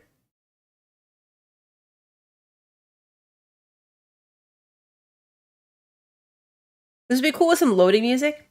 Okay, 2 months since the fall of Aldemore, since you gathered up the survivors and set forth toward a new home. Nisamur is the future, a land free from the terrors of the past. Here you will raise up a new kingdom, guided by the loyal advisors who form your curia. Your advisors are quite knowledgeable, but none can deny their own self-interests. Each has a plan for your reign. In the end, you alone must set the tone of your rule. Where do your interests lie? Where wisdom is grown, little fear remains. We rise with vigilance, scarred but unbroken. Prosperity's pursuit ensures a bountiful future. Let's go with wisdom. Would you like to play the tutorial? Yes. Oh, look, we have a little wagon. Well done, Your Majesty. Now that we've found our new home, let's move our caravan to the location you wish to build the keep. Once you've found the perfect spot, press the highlighted button to deploy the caravan. Click on a unit to select them, hold, and okay, so we can drag multiple units, and then right-click to issue movement command. Whoa, okay. Oh, so we can, like, move out to the whole map. Oh, look, there's, like, people walking around.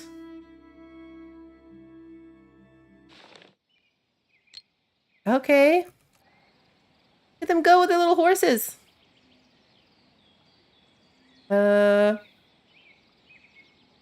Deploy. Aha.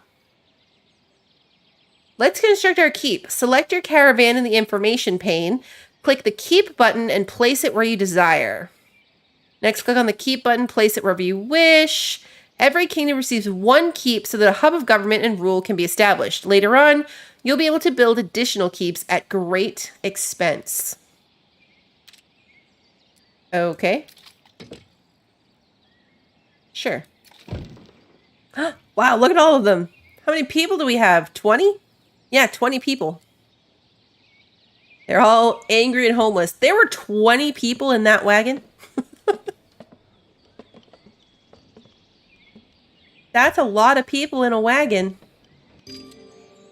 Resource storage. Our next step should be that of resource gathering and management. We should build a primitive stockpile to house what we collect. You can find it in the build menu with the farmers tab. A wise ruler also sets up a reliable road network while placing buildings, as goods move faster between buildings connected by roads. Okay. Primitive stockpile.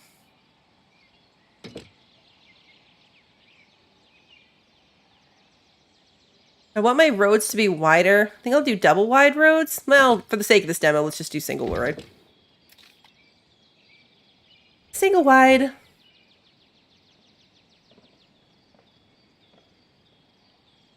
They need houses. Wood chopper, well, farmer house, food stores. I don't know if this is going to make me redo stuff. Like, I don't have any wood or stone. Wow, you start out with nothing. A lot of these games, you start out with some basic resources. There's nothing here. We have literally nothing, not even food. Various structures have an area of influence. This is indicated by a colored border around a selected structure. All buildings and citizens within these borders are affected by these structures, while those beyond their boundaries receive no benefit from them. Okay, so the primitive stockpile. We can begin to place resource camps wherever resources are plentiful in order to build up our stores. Build a logger camp near trees. Build a courier camp near stone. Both resource camps can be found in the build menu. Workers gather from resource flags and return the harvested goods to the nearest storage facility. Logger camp. Okay. This actually kind of reminds me, whoa, hello. That moved quickly. This reminds me a little bit of like the camps in Timberborn. So do these have to overlap with each other? Is that what that meant? And then courier camp, where do we have rock? There appears to be rock right here. Adjusting areas of influence. To manually adjust the area of influence of a resource camp, simply click on the structure and adjust the slider. Try this now by selecting one of your camps and adjusting the slider within its interface. Oh, okay. Oh, and you can... Okay. You can make it bigger, smaller. Cool. With our building supply secured, we can now shift our focus to 2 of life's necessities, food and water. We should first construct a food stores in a central location of the settlement. This will ensure all current and future residents within the AUI have access to food. Okay, food stores. We don't have enough logs to build this, but we're going to put it here next to storage. And then a food market. Oh, food stores is the food market. Oh, stores like shops. I was picturing stores like storage, like warehouse. But stores as in shopping center. Got it.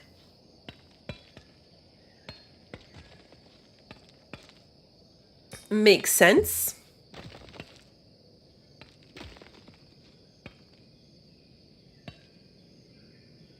They're all very unhappy about being homeless.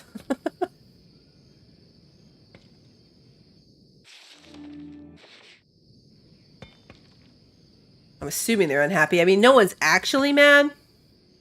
They did say the happiness was like toned down for the purposes of the demo, so it's possible that no one will ever get mad.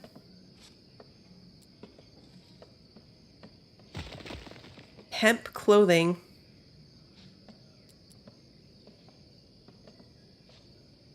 Simple and comfortable shelter for your farmers. I wonder how many of them can live in a house. Like, how many houses do you think we're going to need right off the bat?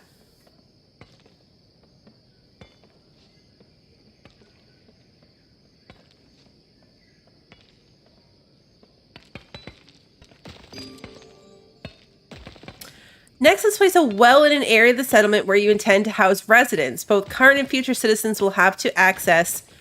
Will then have access to fresh water. Got it. Okay, so the well is gonna go.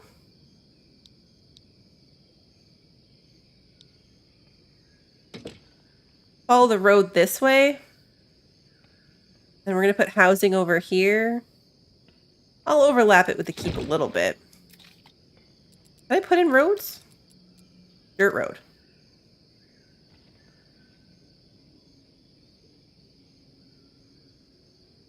There we go. Look at me putting in roads. They're free. They're free, so no reason not to. Oops. I wanted to get out of the building, so I hit escape, but I guess I'm just going to click it. What's this? Oh, nobody works there?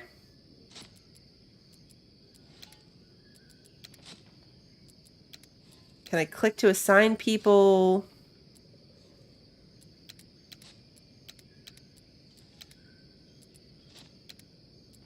Oh, it does. Okay. What's the no thing?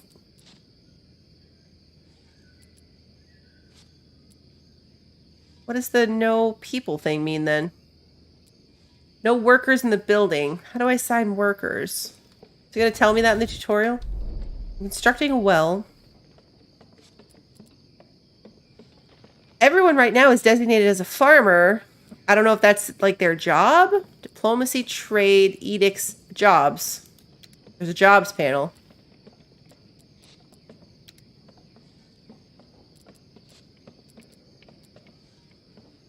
I hit the uppy arrow on it and it made people go work there. So, oh, because I didn't have enough people. Okay, so when I moved it up, it took 3 people out of the quarry and moved them up.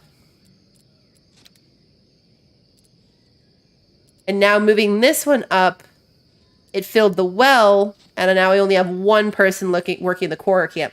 Okay, so that's how it works. You're prioritizing it based on the order that it is in the list. Okay. A summary of your resources is displayed in the top right of your screen. You can customize the resources displayed by clicking on them and selecting the replacement you'd like to view in that slot. Oh, okay. So if I click on it, I can change it from apples to something else. Homes provide each class with a sense of security along with insight into the residents' happiness and well-being. To prepare for new arrivals, we should construct the type of housing that they'll desire. Build at least 12 farmer houses to provide living space for our settlers with additional homes to accommodate newcomers to our community. 12 of them. Okay. How big are they? Not too bad. Shift. 1, 2, 3.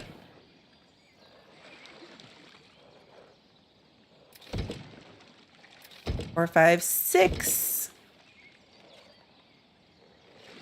7, 8, 9, 10, 11, 12. Then we're going to put in some roads.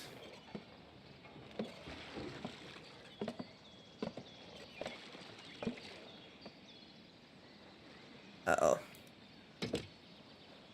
Nope, that works. Okay. For a second, I thought I got too close to the wagon, but I think it worked. I think it worked. Their little farmer house. How close can I zoom in? Okay, this is the limit of how close I can get. So each house holds 2. There's no available stockpile.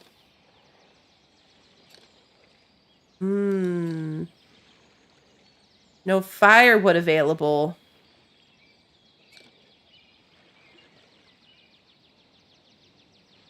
Okay, so my stockpile's too far over. They're out of range of it.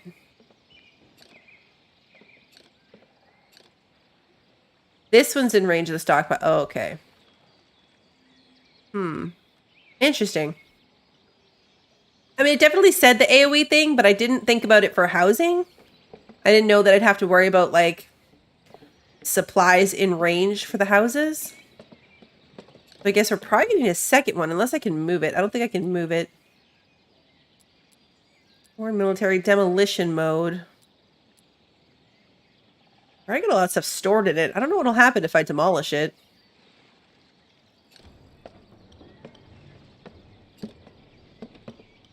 Firewood. I'm guessing that that will be a... Yeah, a wood chopper converts logs into firewood. So I'm guessing that'll be the next part of the tutorial.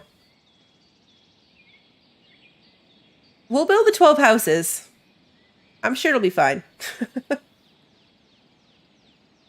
I'm sure it'll be fine. It's just a demo. Things will be not great. See, this we learned now. If I actually play this full version of the game, I will know. Make sure that the stockpile is in range of my housing.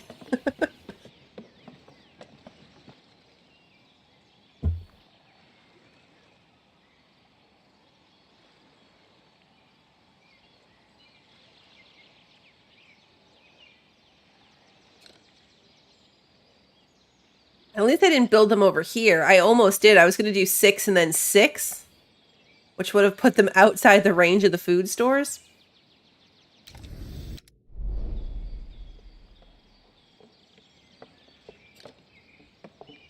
Okay, we're producing water. This is good.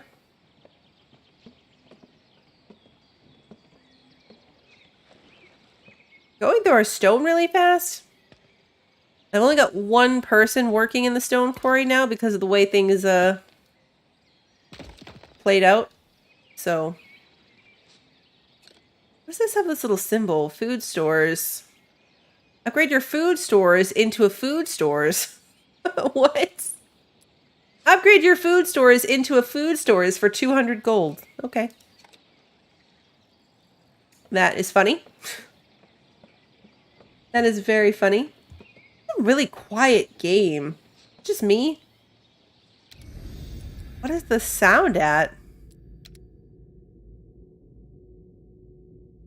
Not that low.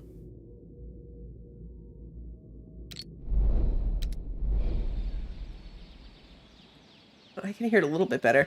It's a quiet game, though. 4 more houses to go. I can't up the speed. Let's put it on 2 times speed. Not too much is happening right now because I want to get them past the, I'm guessing the next step in the tutorial is going to be the log cutter thingy. The wood chopper. Fermenter. Lumberyard. Outfitter. Pork ranch. Stable.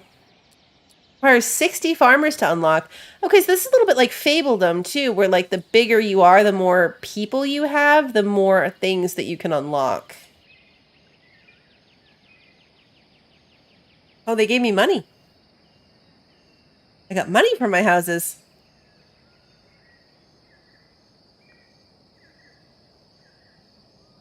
Look at them go. That was really funny in that Viking game where you got in too close and it was with the camera and it was like, you're not supposed to see this. That was a very funny moment.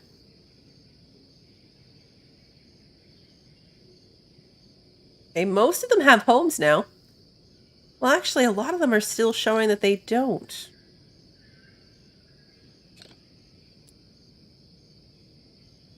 Needs more luxuries for more people to move in.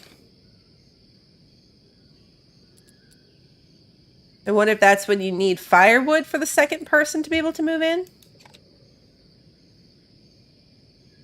Might be a firewood issue.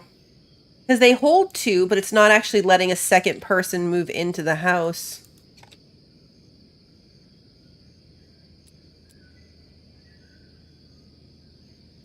Doesn't tell me anything about their homelessness, like in the people status thing. Jobs, edicts, trade, diplomacy. No storage building nearby. It's right here. Tome of Knowledge. Farmer house bonus, 20 gold. No expense should be spared when constructing your farmers' homes unless it's worth the risk. The cost of building a farmer house decreased by 40%, but the chance of fire increases by 25%. Or option 2, well-built houses will raise farmers' happiness by 5, but quality buildings require double the building resource cost. Ouch. Yeah. So this is like a lot of either-or scenario choices to make, neither of which are all good. Like, you're going to have some downsides. You're going to have some downsides. Introduction settling in. The foundations of your settlement have been laid, but much must be done to encourage its growth. Your Curia, a small group of advisors, will help you find your way. Chancellor Bodie Declan and Duke Donovan Stanton are those who remain from the fallen King's Curia. Sir Ocean Hayward is a trusted knight and friend, has been added to round off the group. Together, you must determine where best to focus your efforts in this fledgling kingdom. Okay, the solution is easily found. Without our people, we would not have come this far. Their resilience should be rewarded, instilling confidence and joy. It's true, Chancellor, that we've overcome much. The tragedies of the past are but a few steps behind us. This is why we should focus on securing and protecting what we're starting here. Only with a strong defense can we find the courage to rise once more. Both reasonable positions, gentlemen. Yes, Your Highness, reasonable to be certain, yet both overlooking that which most reliably maintains and grows a kingdom, its coffers. Without sufficient coin, it will be difficult to grow beyond simple thatch and stone. We must inspire the people. Fair points all. Our citizens' security, our wealth, it's important to our foundations. Okay, so safety first above all else. How best can we help our people? You choose coin over citizens or security. Let's try to help our people. Without the procurement of life's necessities, we cannot flourish. Let us focus our attention on food, shelter, and other essentials that will have the strength to grow our kingdom. Strength can only be nurtured through creating a proper defense, Your Highness. The Chancellor means well, but given the fear these people still hold, we must let them feel secure. Food is security, Hayward, as is shelter. I agree. Chancellor Declan is grateful for your support and informs you that he and the farmers have brought enough apples to support the early food needs of your settlement. 250 apples. Yay. Now let's explore the housing interface. Click on one of your farmer houses and take a look at the information pane. Okay, we've got building health, resident happiness level, any active effects on the house, and additional information is tracked. Building health drops if the building is damaged by fire, attacks, or revolts. When health drops below maximum, the structure requires repairs, which cost resources.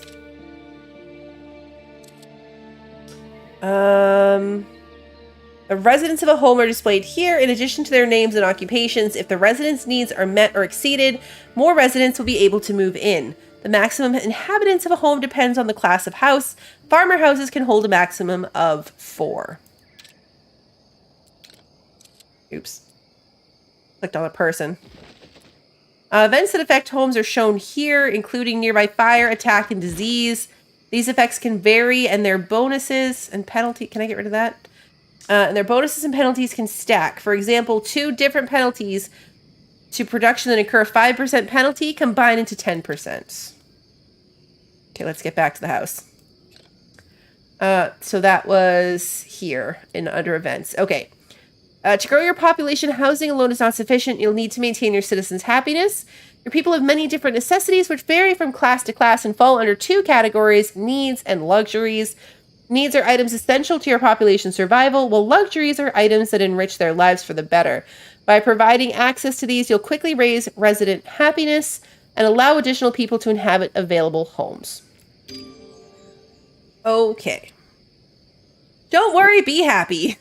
Fulfilling your people's needs will directly affect their happiness. The resource bar displays the overall average happiness of your people and will further separate it by class when hovered. Okay. Oh yeah, okay. Click happiness on the resource bar. Penalties of misery. The happiness icon will adjust color to represent the present level. The lower this value drops, the more severe the impact across your province. The following effects will occur. Income tax will be reduced, production decreases, increased chance of sickness, and increased emigration rate. They will leave me.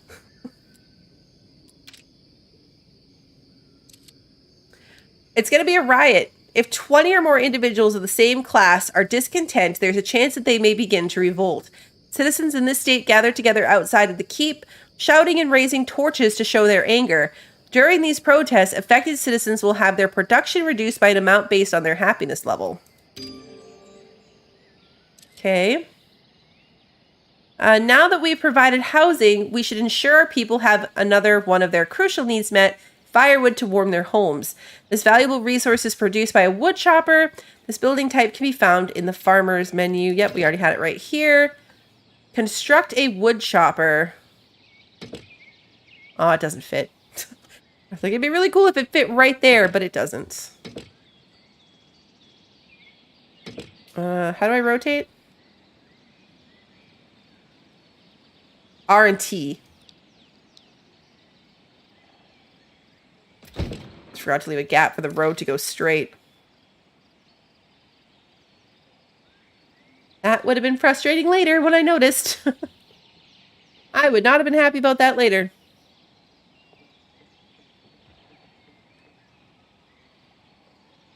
Now, I'm guessing these ones that are outside the range of the stockpile are never going to be happy. Managing jobs. You can manage your citizens' occupations through the job menu located in the status page. Open the jobs menu. You can individually set the maximum worker count at any job site via its information pane on the right side of the screen. Job site priorities can be increased or decreased. We kind of figured this part out on our own. Our wood chopper lacks the workers it requires to operate. Try adjusting it to have a higher priority, and you'll soon see a citizen working there. Each class of workers is represented in their own tab, so you can easily observe and adjust their priorities. Citizens that are unemployed or designated as builders are displayed above the job list. You can easily adjust the number of assigned builders at any time, ensuring no job goes unfilled. Okay, we're only have 3 builders, so I still have somebody working the quarry camp. Owned provinces can also be cycled through to observe and adjust the priorities of each class that inhabits it. Oh, we can own multiple places? Okay. With our worker issue solved, produce 30 firewood at your wood chopper to ensure that every home is adequately heated. Yeah, I feel like this thing needs to move.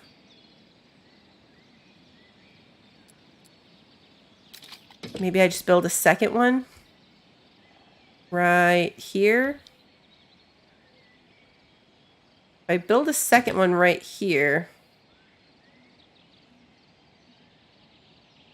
then I would take this one down once they built it. Demolition mode. Demolishing.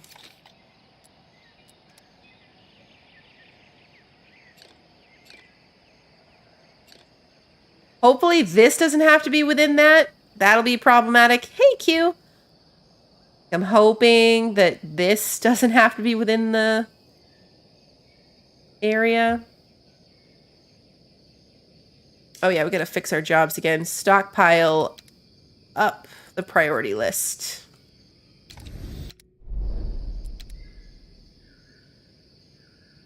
Okay, so that'll be done.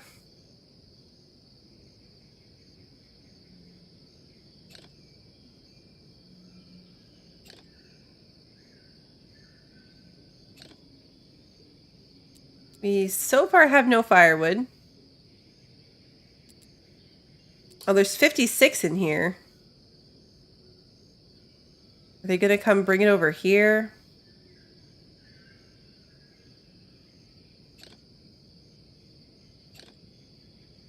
These little boxes are not that big. Like if this has to be moved inside, because it does have to be here, I think, to get distributed to the housing. And right now, they've just got 72 in here. Nobody's moving it out.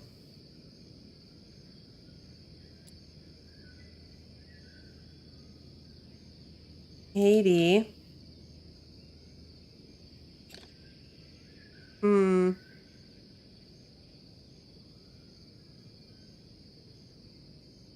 Gathered and distributed amongst the homes and buildings within its area of influence.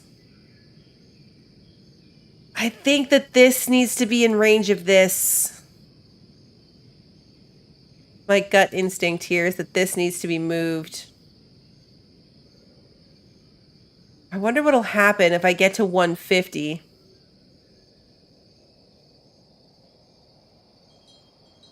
Right, because if I get to 150 and it just never goes anywhere, then I think that's my answer. Then I'm curious what's going to happen if I destroy it. Like, is that 150 going to, say, go on the ground, or is it going to poof into non-existence? Very curious about that. See how that plays out.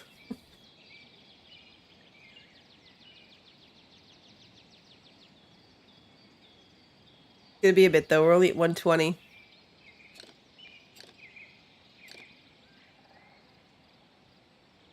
Because we can move this to put it here.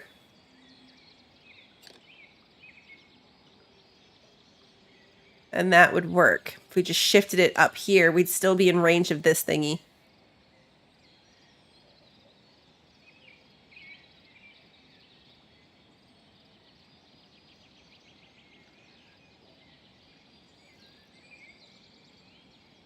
It'll kind of force you to keep things really tight together. And really well, like, planned out in advance. Which I've clearly already struggled with this time. I solved one issue and created another immediately. Which is pretty much how it goes in city builders, right? You solve one problem and then immediately have another. Okay, yeah, see, this is just sitting at max. They can't do anything else.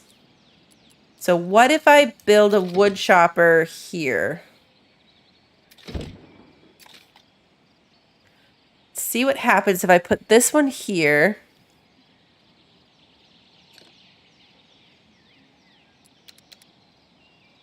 Fire those people. This is another one that brings you back to Banished. Yeah. I've still never played that one. But I feel like it's the comparison that I most often see with a city builder. That's this kind of, like, style. I wonder if this ever progresses. Like, through, like, improved building styles and stuff. Okay, so this immediately has employees. They're starting to make firewood. Let's see what happens. Let's see what happens.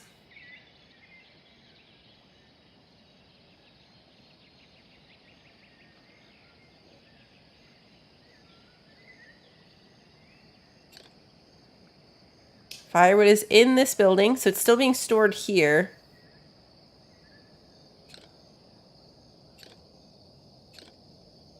Is it going to get moved here?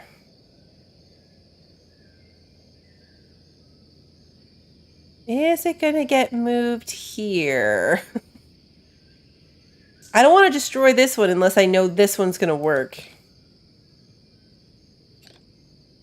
At some point, are they going to come empty it out?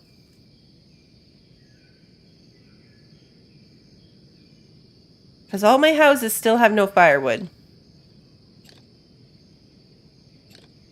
Oh, they did. They did come and put the firewood here, and then it got distributed out to these houses, and then immediately someone moved in. Okay, so this is garbage. I wonder what's going to happen to this 150 firewood. Even if it ends up on the ground over here, if the employees from this place, it's outside their area, it might just never go anywhere. Which is a pretty big flaw. Really.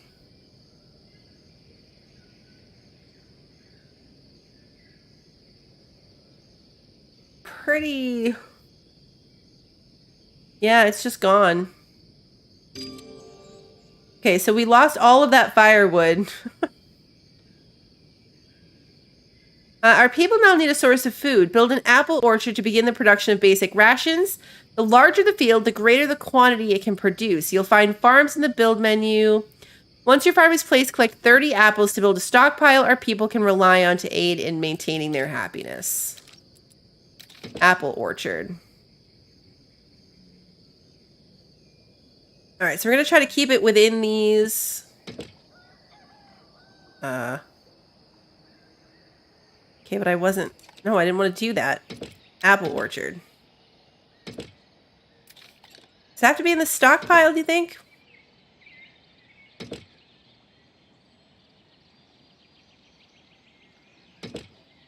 I'm going to keep it in both, just in case.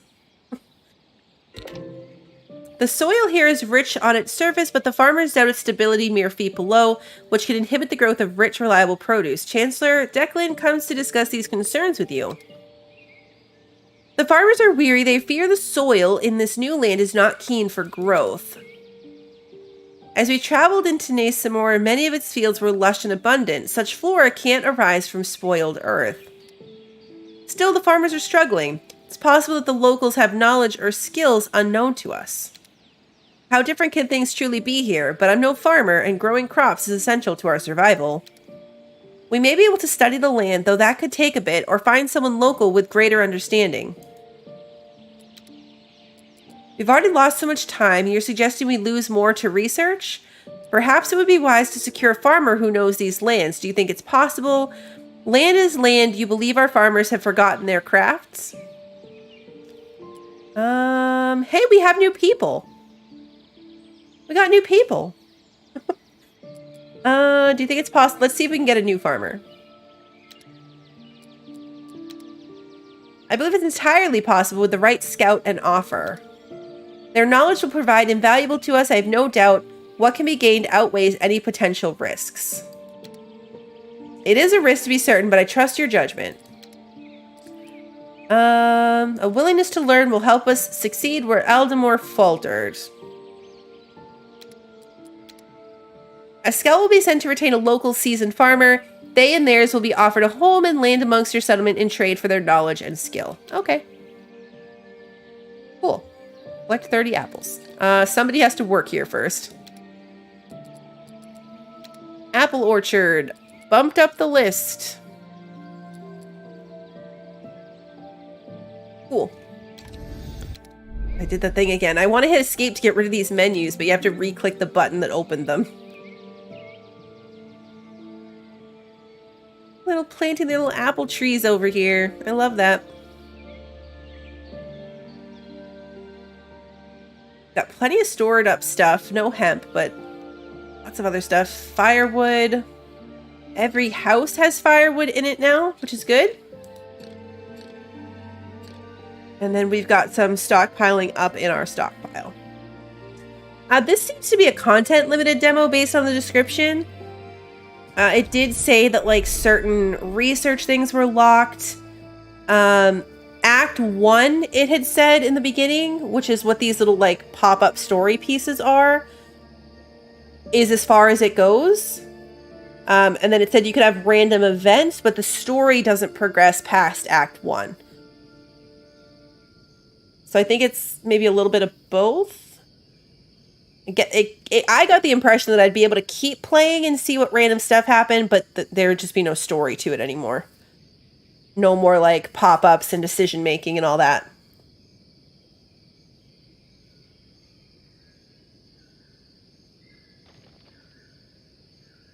I almost want to put it on triple time, see if anything exciting happens. Flax farms are not available in this province. Hemp farms for clothing. I could put one in, but it hasn't told me to put it in yet, so I don't know if I'll get myself in trouble. We've already collected 10 apples. Those are really fast-growing apple trees. They're very fast-growing apple trees. You can zoom in this far.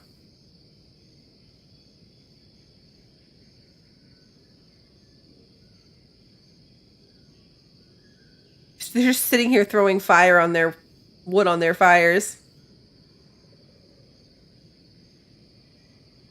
Well, apple trees.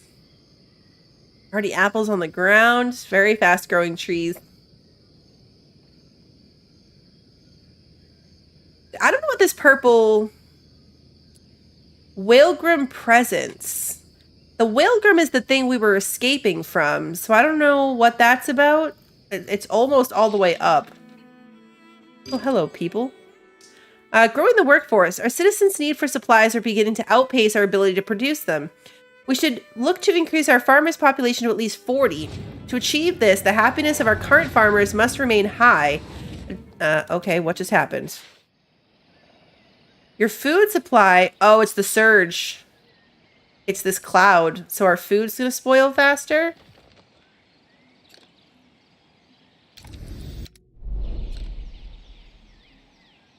Surge in the cloud.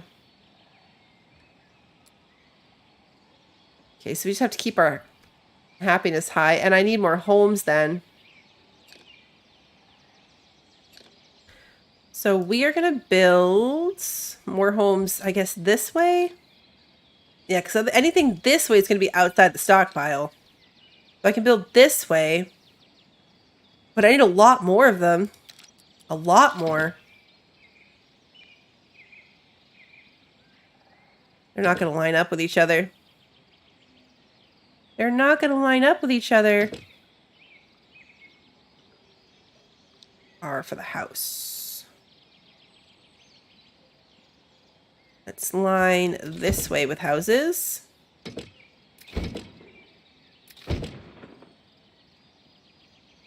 And then... Okay, that will be the road. We gotta actually put the road there.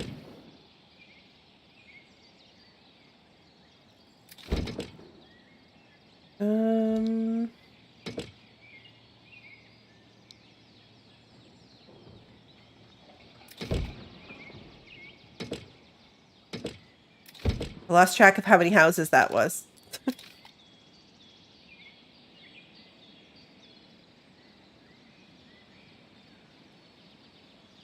Road. And road.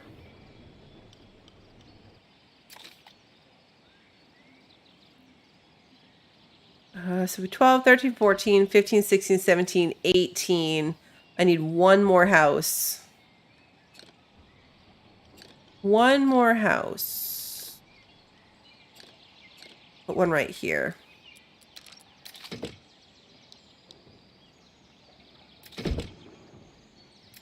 There we go.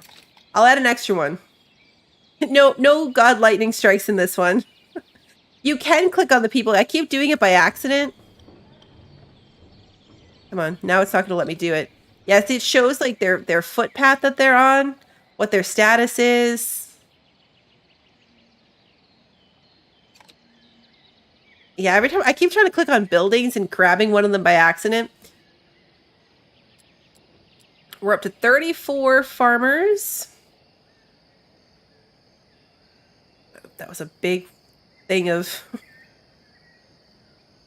a lot of people. We've got a lot of houses. For like almost no actual production stuff going on right now. 40 people's a lot. Feels like anyway. In a game like this.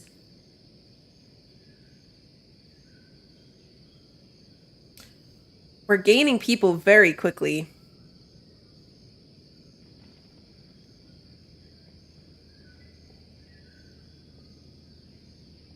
If there was a fire, if a fire were to start in this area, everyone would be doomed. The entire place would just go down in flames.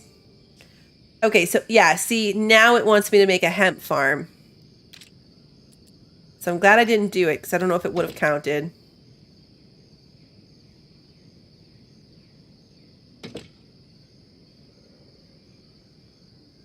Let's make the hemp farm that big. Should probably put in some more roads.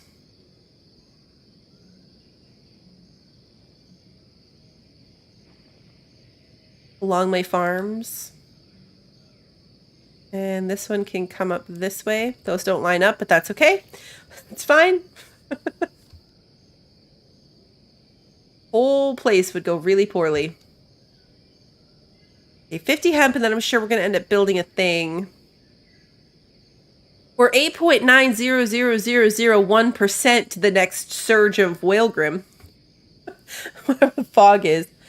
That is a very specific number. Well, what are you upset about? No food and no firewood. Is there just none to be had? Everyone's within range, so there must not be any to have. Oh, no road to that one. Oh, okay. That's what that symbol. It looked like a paw or something.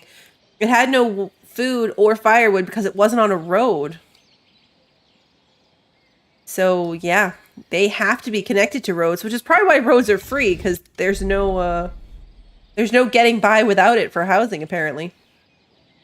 Some other stuff, but not housing. We're already up to 30 hemp. It goes very fast. Very, very fast.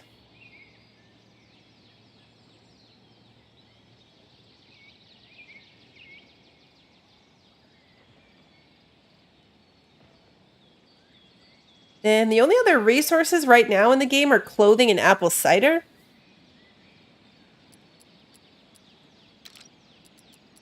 Laborer housing. Trader's hut. There's whole categories here that we don't have. Military structures. An armory. Barracks. 20 laborers to unlock. So not farmers, but laborers. Outfitter. Okay, yeah, the next thing. We need 100 hemp to build the outfitter. Produces hemp clothing, sandals, and leather cloaks. But no pants. The name of this game is Thrive Heavy Lies the Crown. Our hemp farm now allows us to create luxury goods for our farmers. Let's make an outfitter. Let's put the outfitter. Oh, it fits perfectly right here.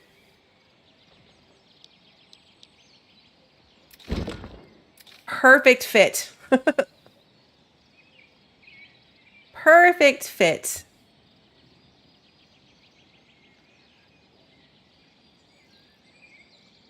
Yeah, Outcast was the first game we played. We did Outcast: The New Beginning, and then YouTube will pull one. So like the description will show like a game thumbnail usually, but it can only do one. So on a mixed stream like this, it just picks one. It just chooses one for it to show. So it did Outcast because that was the first one. So what you're seeing in the description is just that first game. But we're down to, yeah, then we did Duck Detective, which was amazing. And now we're doing this one. They're really leaning into, I'm guessing, the like heavy lies the crown. Like the whole point is like these decisions are going to be difficult and problematic. And we saw that a bit. Like some of the options that it brought up didn't seem like there was a right answer, if you will. Like all of them had some negative to go along with them. Duck Detective was the best one. Hands down, by far. If the Duck Detective demo was longer, we'd still be playing it. Duck Detective was my favorite.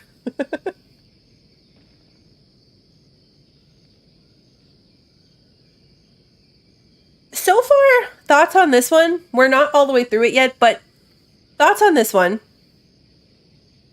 Given the fact that obviously the story is not fully there yet because it's a demo and they were clear about that, there doesn't seem to be a lot unique about it. I don't really understand what's happening with this fog. I mean, obviously I know we escaped it and we came to a new, we came to a new land and that's what we're here for, but I'm not really clear on like why the fog surges.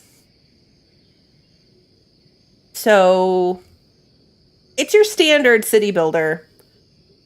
This I think is just your standard city builder. I think the unique aspect of it is going to come in for those decisions, like the paths that you can choose to take depending on which advisor you go with. But since we can't delve too deep into that, this just seems like your standard thing. There's not a lot of chaos happening. There's not a lot like... I hesitate to use the word entertaining, but I mean, really, that is the right word. There's no witty dialogue. There's no funny narrator. There's no chaos happening. It just kind of is what it is. And that's not a bad thing. It is a city builder, and that's what we're doing. Wilgrim whispers, Sir Hayward has come to you with an unsettling report. The corpses of 3 animals, guts removed, adorned a makeshift altar within a farmer's house. Scents of rot and incense lingered in the air. Strange blood markings on the walls indicate that a ritual had taken place. You and Hayward try to make sense of what has occurred. Okay, well, just as I said that there was no chaos, we have animal sacrifice in one of our farmer huts. I literally was like, there's nothing really chaotic happening. It's kind of dry, like nothing really that interesting. And the game was like, bet, animal sacrifices, deal with that. Speak plainly, what do you make of this scene? I've seen nothing like it before. Whoever conducted this ritual must be from these lands. There were unusual symbols on the walls of the main room centered around the altar. Upon the altar, the remains of 3 animals, their hearts pulled from them, missing. Encircling these corpses, those crystals, the ones that spring up around the province. Curious. I'd like to know more. What could these strange symbols on the walls mean? These strange crystals, are these native to Nicemore? Why do you believe the 3 hearts were taken? Let's do that. Perhaps they were key to the ritual. Without speaking to those who took them, though, it is unclear. From which creatures were these hearts taken? It seems they were cut from the carcasses of 3 animals, a lynx, a jackal, and an adder. Isn't an adder a snake? They took the heart out of a snake? Such peculiar choices. That's what I was just thinking. Tell me more about the symbols. They were crudely drawn and formed from what seemed to be a mixture of mud and blood. Difficult to understand, but perhaps because they seemed so unfamiliar. A mixture of mud and blood. Perhaps they were images or words. Whatever they were, they seemed significant. No doubt, a significant mystery. And then these strange crystals seemed familiar. Yes, like those found in the fields, meadows. Well, they spring up in all manner of places in Nicemore. Nothing like them ever existed in Aldemore. These are the magenta ones, those that seem to cause confusion and lightheadedness when nearby. The very same. At their core, they appeared to be movement. It reminded me of that ill fog, that fateful day. Perhaps the Chancellor should look into this. If anyone could learn more about them, it would be him. Thank you. Good work. Clearly there is much about Nicemore we have yet to learn, and now their customs have been thrust upon us. We must develop a greater understanding of this new land and its traditions. How quickly some traditions can be perceived as threats without proper knowledge. All the better to try and learn what occurred here. Should another ritual occur, the consequences could be far more grim. I agree wholeheartedly. We need to find out the purpose of this ritual. Where should we start? We must learn about these symbols. If someone has wished ill upon us, we must know. What kind of ritual demands hearts? There must be a reason. These crystals could hold a value or be a new threat. We should study them. Let's study the crystals. Sir Hayward inquires of the locals who speak of these crystals with a deep fondness. They explain that they are whale-kissed, capable of great things, but that within them also dwells risk. When asked for greater detail, none is given. Cool. Okay. And in the time we were doing that, it's almost made all the clothing. Why do you have a weird symbol? Not sure what that's about. In all the time of that reading, we're almost done with this section. Our percentage to the Whalgrim presence is a more normal number, 35.1%. Summon the spirits. Entertainment is key to maintaining a happy society, and few things are as effective as at this as spirits. Producing a fermenter will allow us to create cider. This will be a great way to placate the people. Later, the structure will also provide beer and mead. Okay. Do I want it to be, like, in range of everything? We're running out of space within this area.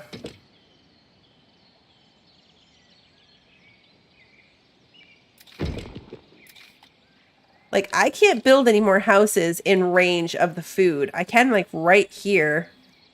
But the combo of in range of food and in range of a stockpile, we're pretty much maxed out.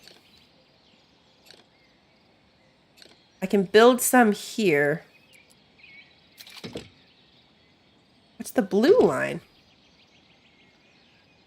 I don't even know what the blue line is.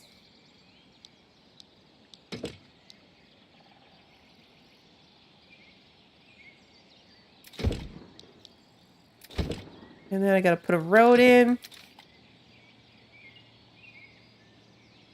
I'm just assuming that we're starting to run out of space for our people again. We're up to 48 people.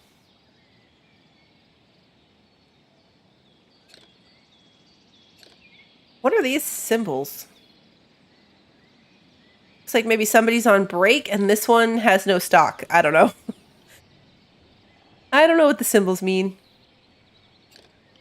This one has the same weird time symbol, though. Huh.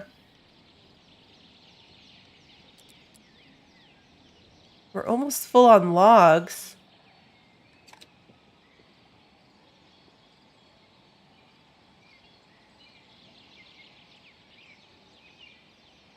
I've played other games that have space requirements like this. It's a pretty common mechanic, right? Like in Fabledom, you have the wells, and then you also have things like almost every city builder has like the area of effect of like negative impact of certain production buildings. You don't want them to be too close to stuff. But for some reason, this one feels extra restrictive, having to be in range of multiple things all at once that all have different sized boxes around them. So like having to stay in range of the stockpile and the food market feels more restrictive in this one for some reason. Even though I'm like, it is a common mechanic, right? Like that is a thing that exists in almost every city builder. It's not a new thing, but it's feeling more restrictive to me in this one. Maybe because I've been playing Universim, which doesn't really have these kind of restrictions. So the city builder I've been playing most recently, I haven't had to deal with it.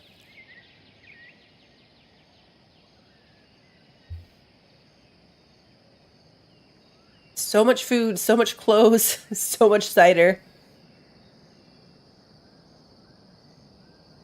I wonder if the tutorial, like if this initial setup would have played out differently if we had chosen military. Like in that initial set of choices where we could have chosen military, setting them up with food, or whatever. I already forgot what the third one was. I wonder if it would have played out differently. The health, happiness, and information selected of production buildings. Production buildings, like residential buildings, can take damage from attacks. Select the fermenter. The fermenter takes firewood? Really? Oh, no, it's a person. I clicked on the person. See what I mean? I'm trying to, like, get buildings, and I keep accidentally clicking on people. Production section displays the building's possible outputs as tabs. Once an option is selected, the details are displayed. Okay, so selecting cider. The current progress of production and the ability to pause work is progress. Additionally, a button to quickly take you to an item statistics pane is provided on the left. Problems with the production are also displayed in this area when you lack resources or are otherwise unable to produce goods. The amount of employed citizens at a building will directly impact its production and yield. To adjust the amount of employees, simply use the plus and minus buttons on either side. You can also do it in the jobs menu. Okay. Cool. Refined wood. Word has come that laborers are keen to join our kingdom. To welcome them, it is key that we build homes worthy of their class. This will require planks refined from logs. So we need a lumber yard. Which again has to be in range of the stockpile, which is not possible. Like, that's our stockpile. There's no way it fits completely. Well, I guess it mostly fits if I put it here next to the farm.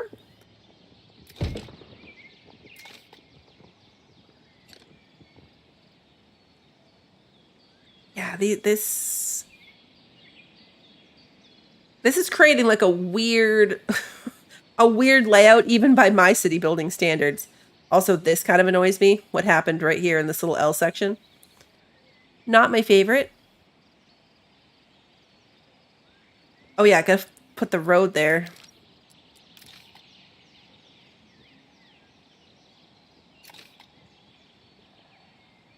Helps if there's a road.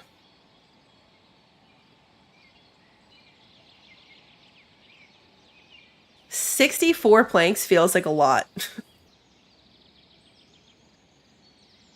We've been producing things pretty fast though, so maybe it's not. Our food's not really keeping up. We only have 5 food. 61 farmers. 1, 2, 3, 4, 6, 7, 8, 9, 10, 11, 12, 13, 14. Okay, this was 12. 13, 14, 15, 16, 17, 18, 19, 20, 21, 22, 23. So we can hold 46 people.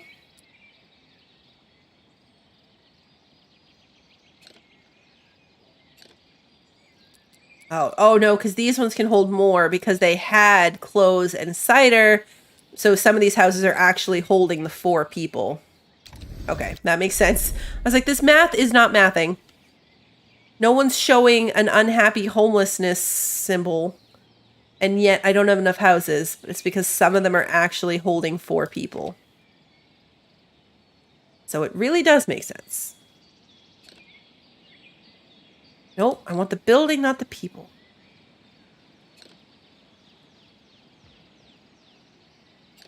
They're not producing the goods very quickly. The houses can't keep up. I want to know what the symbols are. There's like a question mark and a pause button. Insufficient resources. Oh, we don't have enough. Oh, that's what it is. We don't have any apples or hemp, so we can't. Okay. That's what it is.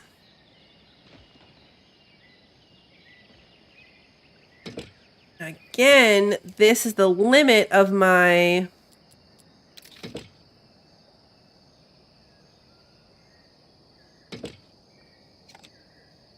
Let's build a...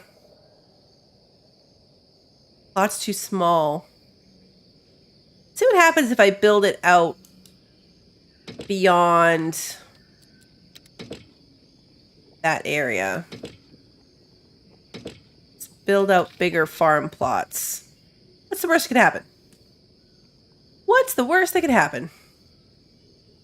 Storage definitely feels like it needs a bigger range. Like, this field is now outside of the storage range, and I'm not quite sure how that's going to work. But yeah, or we just need more than one of it, but each one needs 3 people to work it, so... And then you do the thing, right, where like this one's here, but then the next one, they shouldn't overlap that much. So it would really need to go like way over here. It's also interesting that apples is our only source of food. Looks like eventually we'll have pork, right? Once we can get the pork farm. There's fish, laborer meals, bread, cider, beer. All the things. Hey, Jansen. It's pretty good. It is pretty good. There's some things I'd like to see be different, but see this one, as opposed to the first one, right? This one, they were very clear about how there are still things in the demo that are not fully polished to what they want it to be when it comes out in early access, right? This is a good taste of what the game's going to be about, but there's still development that's going to happen. It's not like the first one where it's releasing in a month, right? And you'd expect it to be like really, really good. If that makes sense. Nimble Thimble. Chancellor Declan brings you news of a promising development at the Outfitters. A talented seamstress has discovered a new stitch that could greatly increase productivity. It's quite an exceptional discovery. Who asked the seamstress to look for a new stitch? What's wrong with maintaining Aldemar's traditions? If this new stitch truly does outpace the current one, perhaps we should give it a try. How much time was given to such a discovery? Let's try it. Let's just give it a try. This new stitch can be taught through the kingdom. Our seamsters will be more efficient for generations to come. We have begun again, and new beginnings invite new traditions. Send the seamstress my praise for such initiative. Yet what would our fallen king say? We do not owe it to Aldemar to maintain a tradition. Let us move ahead with this new stitch. We must weigh these results against the time it took to find them. Yeah, no, move ahead. Plus 5% increase to Outfitters production. Okay, cool. Hey, Crupter, good to see you. This is the demo for Thrive, Heavy Lies the Crown. It's pretty good so far. So it's like your typical city builder, but then you've got these kind of like... There's 3 advisors, so there's all these little pop-ups of like decision-making on stuff that happens. So yeah, the Heavy Lies the Crown part is the making tough decisions that may or may not have very negative effects on things. And can we handle that? We are like out of food. We've got 1 apple for 90, or no, that's my happiness. 1 apple for 63 people. That's not going well. That is not going well. What I would really like to see, given the range issues, is the ability to move buildings. Like, we had to get rid of our woodcutter for firewood because it was outside of storage range and lost 150 firewood. Just trash, disappeared into the, non-existence, poofed away. If we'd been able to just move that building, even if it was a cost to move it, but it didn't lose its resources, that would have been much better. Same with our stockpile. Like, oh crap, our stockpile's in the wrong place. Let's move it where we want it to be. Instead of destroy it and build a new one. Because I'm not even 100% sure what happened. When we destroyed the first one, I didn't pay enough attention. But I didn't notice it. I think when we destroyed our first stockpile, did we lose all of the resources that were in it? Because I kind of think that we did. I kind of think that we lost the resources that were in that stockpile when we demolished it.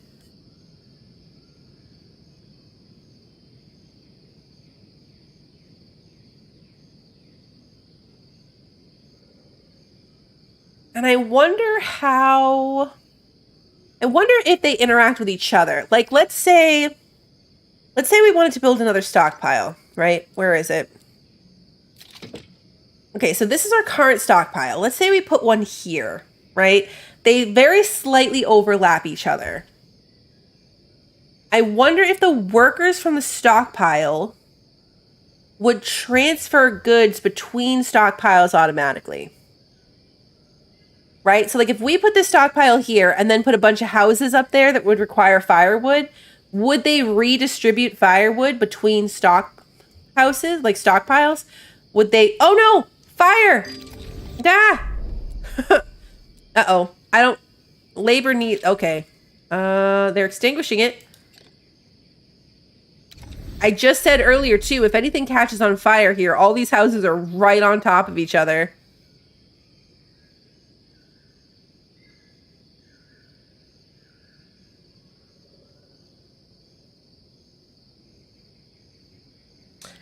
It's a demolition mode. So when you click it, it does show them coming to like do a little status bar of demolition. So maybe they'll add it that they move the stuff. I totally did do the sim reaction to fire. I really did. Construct 5 laborer houses and a tavern. Crystalline. Strange crystalline formations have crept their way throughout your province. They seemed harmless at first, but in larger clusters, those who venture near them find themselves overtaken with nausea. The curia gathers to discuss the matter. I'd advise caution. If these stones have any connection to the Whalegrim... Crystals, Hayward. Crystals. Crystals means gems, and gems mean profit. Now, Duke, we still haven't determined the nature of these crystals, though they do appear to be causing illness. A commotion comes from just beyond the throne room, gasps and feeble attempts to halt the stranger who now stands before you. They outstretch their arms to you, within them a large cluster of these very crystals cradled upon their flesh. No signs of weakness, malady, or struggle. They do not harm me. Would you like to know why? Who are you that you can gently cradle such stones within your arms? What magic do you possess to enchant my guards and enter here? Why should I grant you an audience, you who have forced yourself upon this court? All right, well, let's just ask the real question, which is why can you carry them? I am one who has walked these lands far longer than any who vie for them now, but that is of little consequence.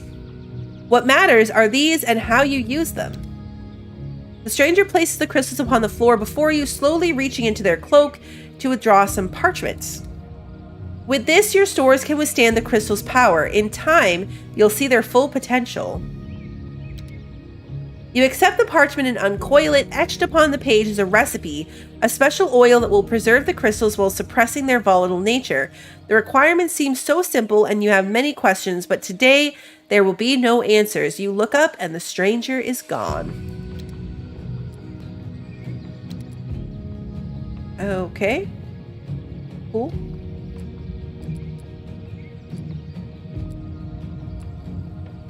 I want to make a pork ranch. Okay, lumberyard. Converts logs into planks. Did I actually build this? Oh, I did. It's up here.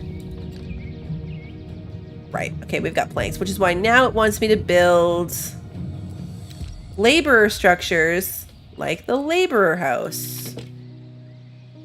So here's where we fall into the trap, right?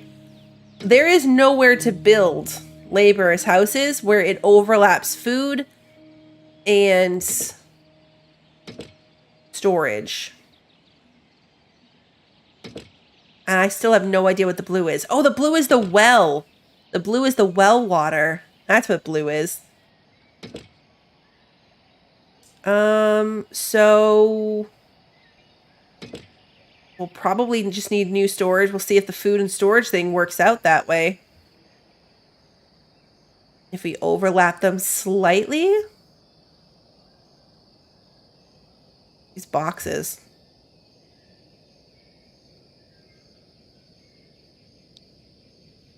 All right, let's see.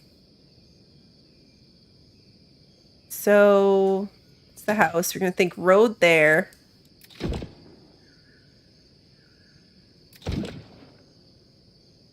How many of these did I have to build?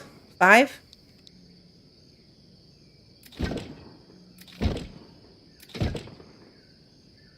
Okay. And then we're going to want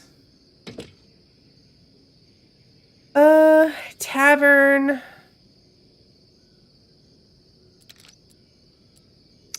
We will want the stockpile. I want them to overlap, but not by a lot. And then we want foods. Oh, Wilgrim storage. The adder beast has appeared nearby. What? Whoa! Uh-oh. We don't have any defenses.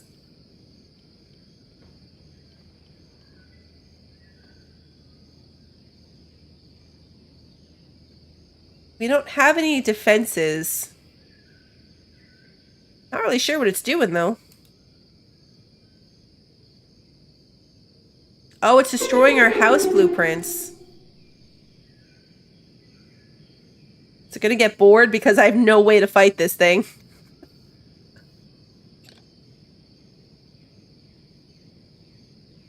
How far is it gonna go?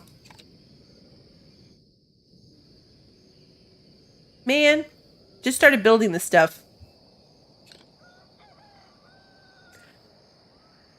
Oh, okay.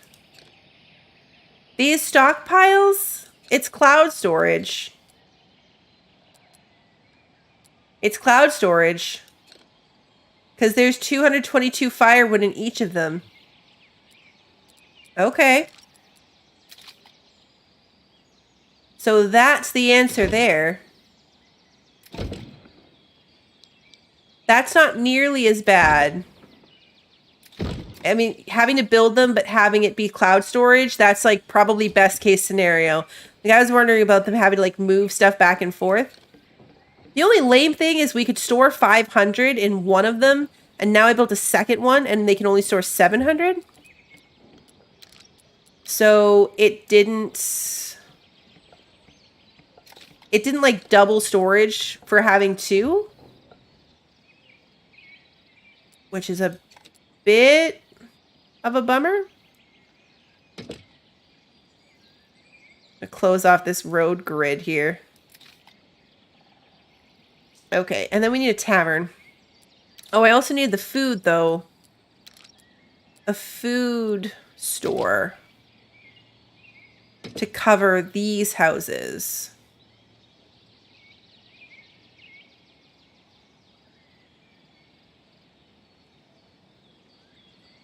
I want these to also slightly overlap.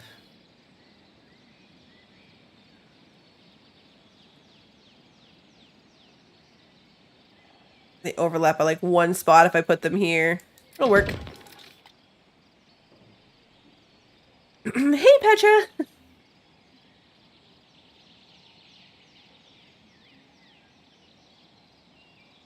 At least the weird dragon thing was kind enough to only destroy like blueprints, not actual buildings. It might have just been because we were lucky that it existed right there.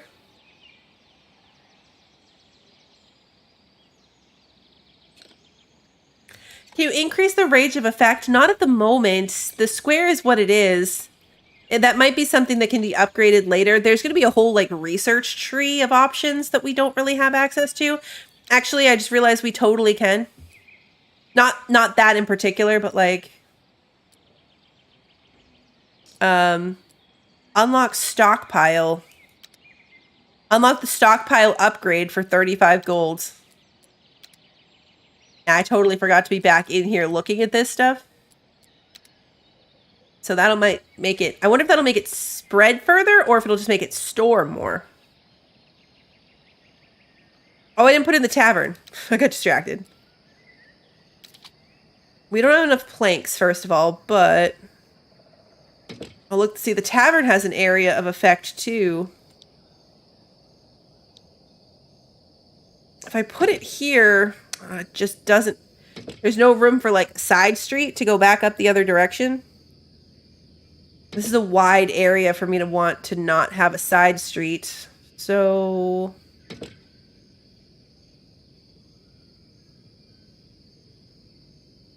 You know what I mean about the planning? Like, it just needs to be one over. One over. Because now, if I put it here... then it's not going to reach any buildings or houses the other way. If I put it like down here, same issue that way.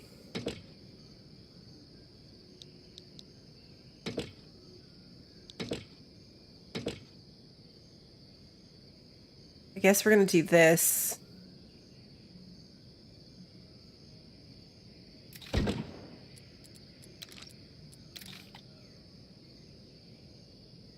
That's as good as it's going to get for the moment.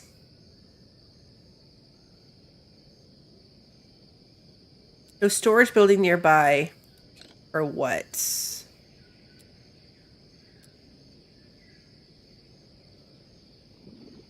What is it upset about?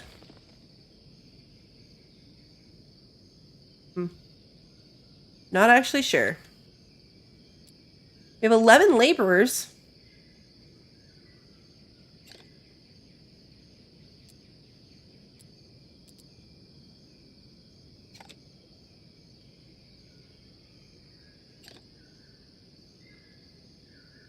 Sure, I'm watching the well distance too. 16 apples. Okay, so the food places are also cloud storage. We have the same apples and water amount in both of them. So all of the storage buildings exist in like one big resource cloud. So that's actually a lot better. That is a lot better than I thought it was. I'll take it. I find it acceptable. I'm sure that they were just waiting for me to be happy about it. And I've given them my stamp of approval. Our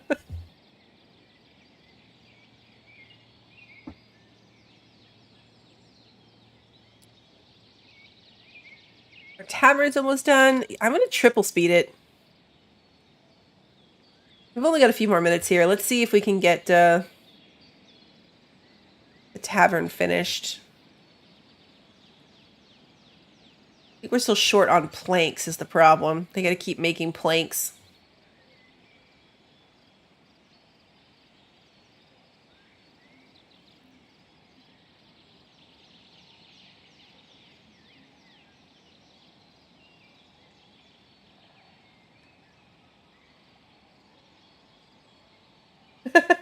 Acquire the mood that your ruler approves of you.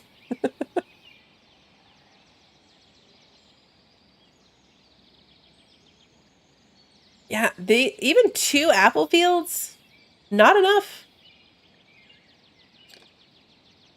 Weirdly, our happiness is still at 91, considering we have no food in storage. They did say, though, for the demo that the happiness thing was, like, smoothed out.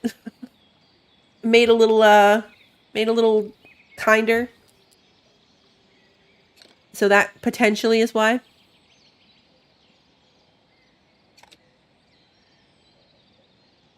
All right, now we're building it. There we go. All the resources are here. Now we are building the tavern.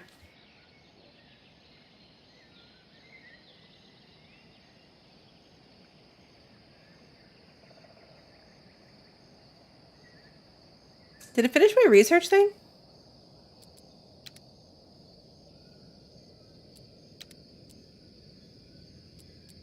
Yeah, see, all of these have, like,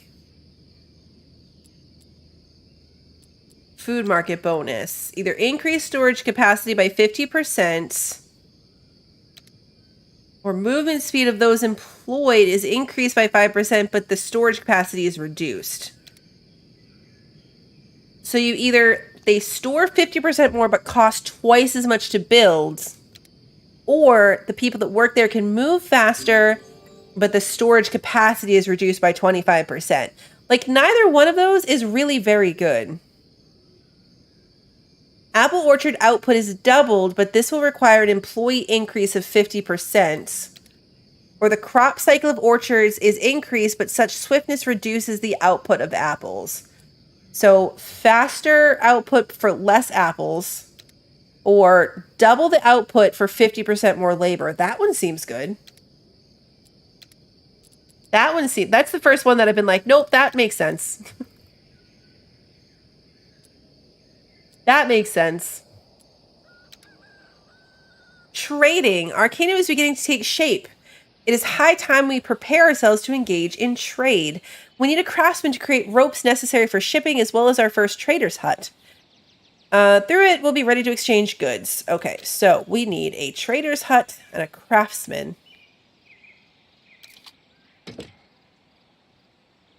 The craftsman can go... How big is a trader's hut? Pretty big. Pretty big. Let's put the trader's hut over here next to the tavern. And the craftsman can go across from it. And then we'll put some roads in. And I want a road that goes this way. Just because. Alright, cool. Trader's hut and a craftsman. Oh no, a fire! It's fixed. That was a very fast fire. Alright, they want beer. So now I had the upgrade for this. How does that work? I finished researching it. Oh, okay, that's how that works. There's a little upgrade button. 150 wood and 100 stone. But it's immediate.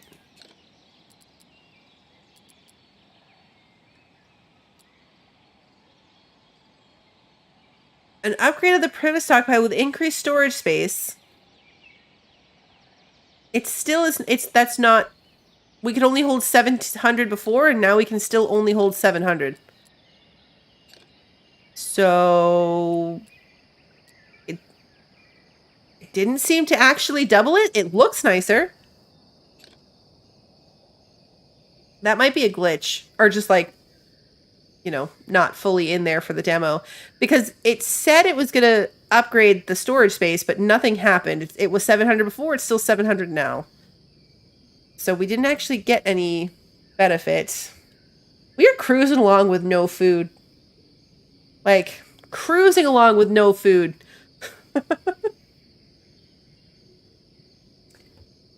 Absolutely no food happening. Hey, thank you so much for the raid. The little raid pop-up message showed up really quickly and then disappeared just as quickly.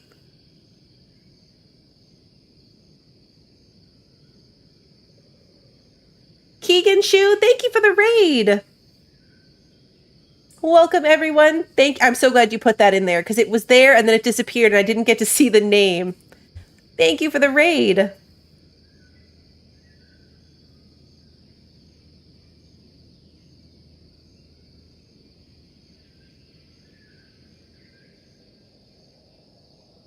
Welcome, Lay Monster, Jacob, Retrocast, Keegan Shu, Riley, welcome. Oh no, another fire. They're on fire. Zenith, welcome. Okay, at least the fires are put out really quickly. When I first was afraid of them because the dense housing, I was afraid that they were going to spread like wildfire and everything was going to just be completely burnt up. But they put it out really quickly.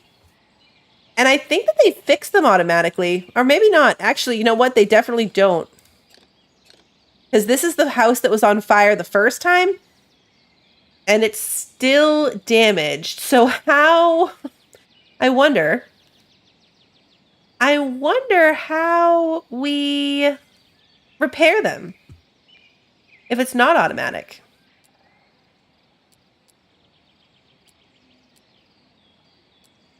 There's no rubble buildings, so it makes them extra happy. Oh, another fire? What are they doing to light their houses on fire? Thanks for popping in, Jacob. What are they doing? Huh. There's no, like, you know, fix or repair button. So yeah, maybe they just eventually die and then you have to break them apart and replace them? That could be. That one's on fire now. Trader's Hut. Trade offers. Yeah, we have like nothing to trade. Okay. Oh, probably it said we needed rope before we could do trades. Unsupervised candle use? That sounds right. That sounds right.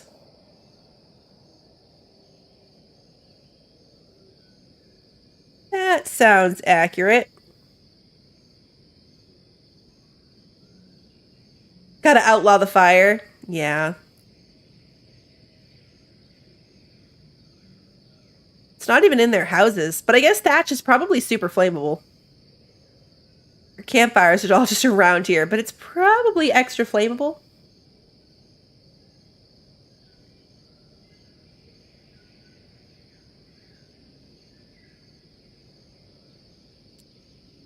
That's why you can't have candles in the office. That's valid. We're waiting on hemp to build this, so I don't think we're gonna get it done. Oh no, my wood chopper's on fire. Oh man, the wood fire. Okay, well, and it's dead. Repair structure. Okay, so when it totally and completely dies, then you get a button to repair it. They burnt down the firewood building.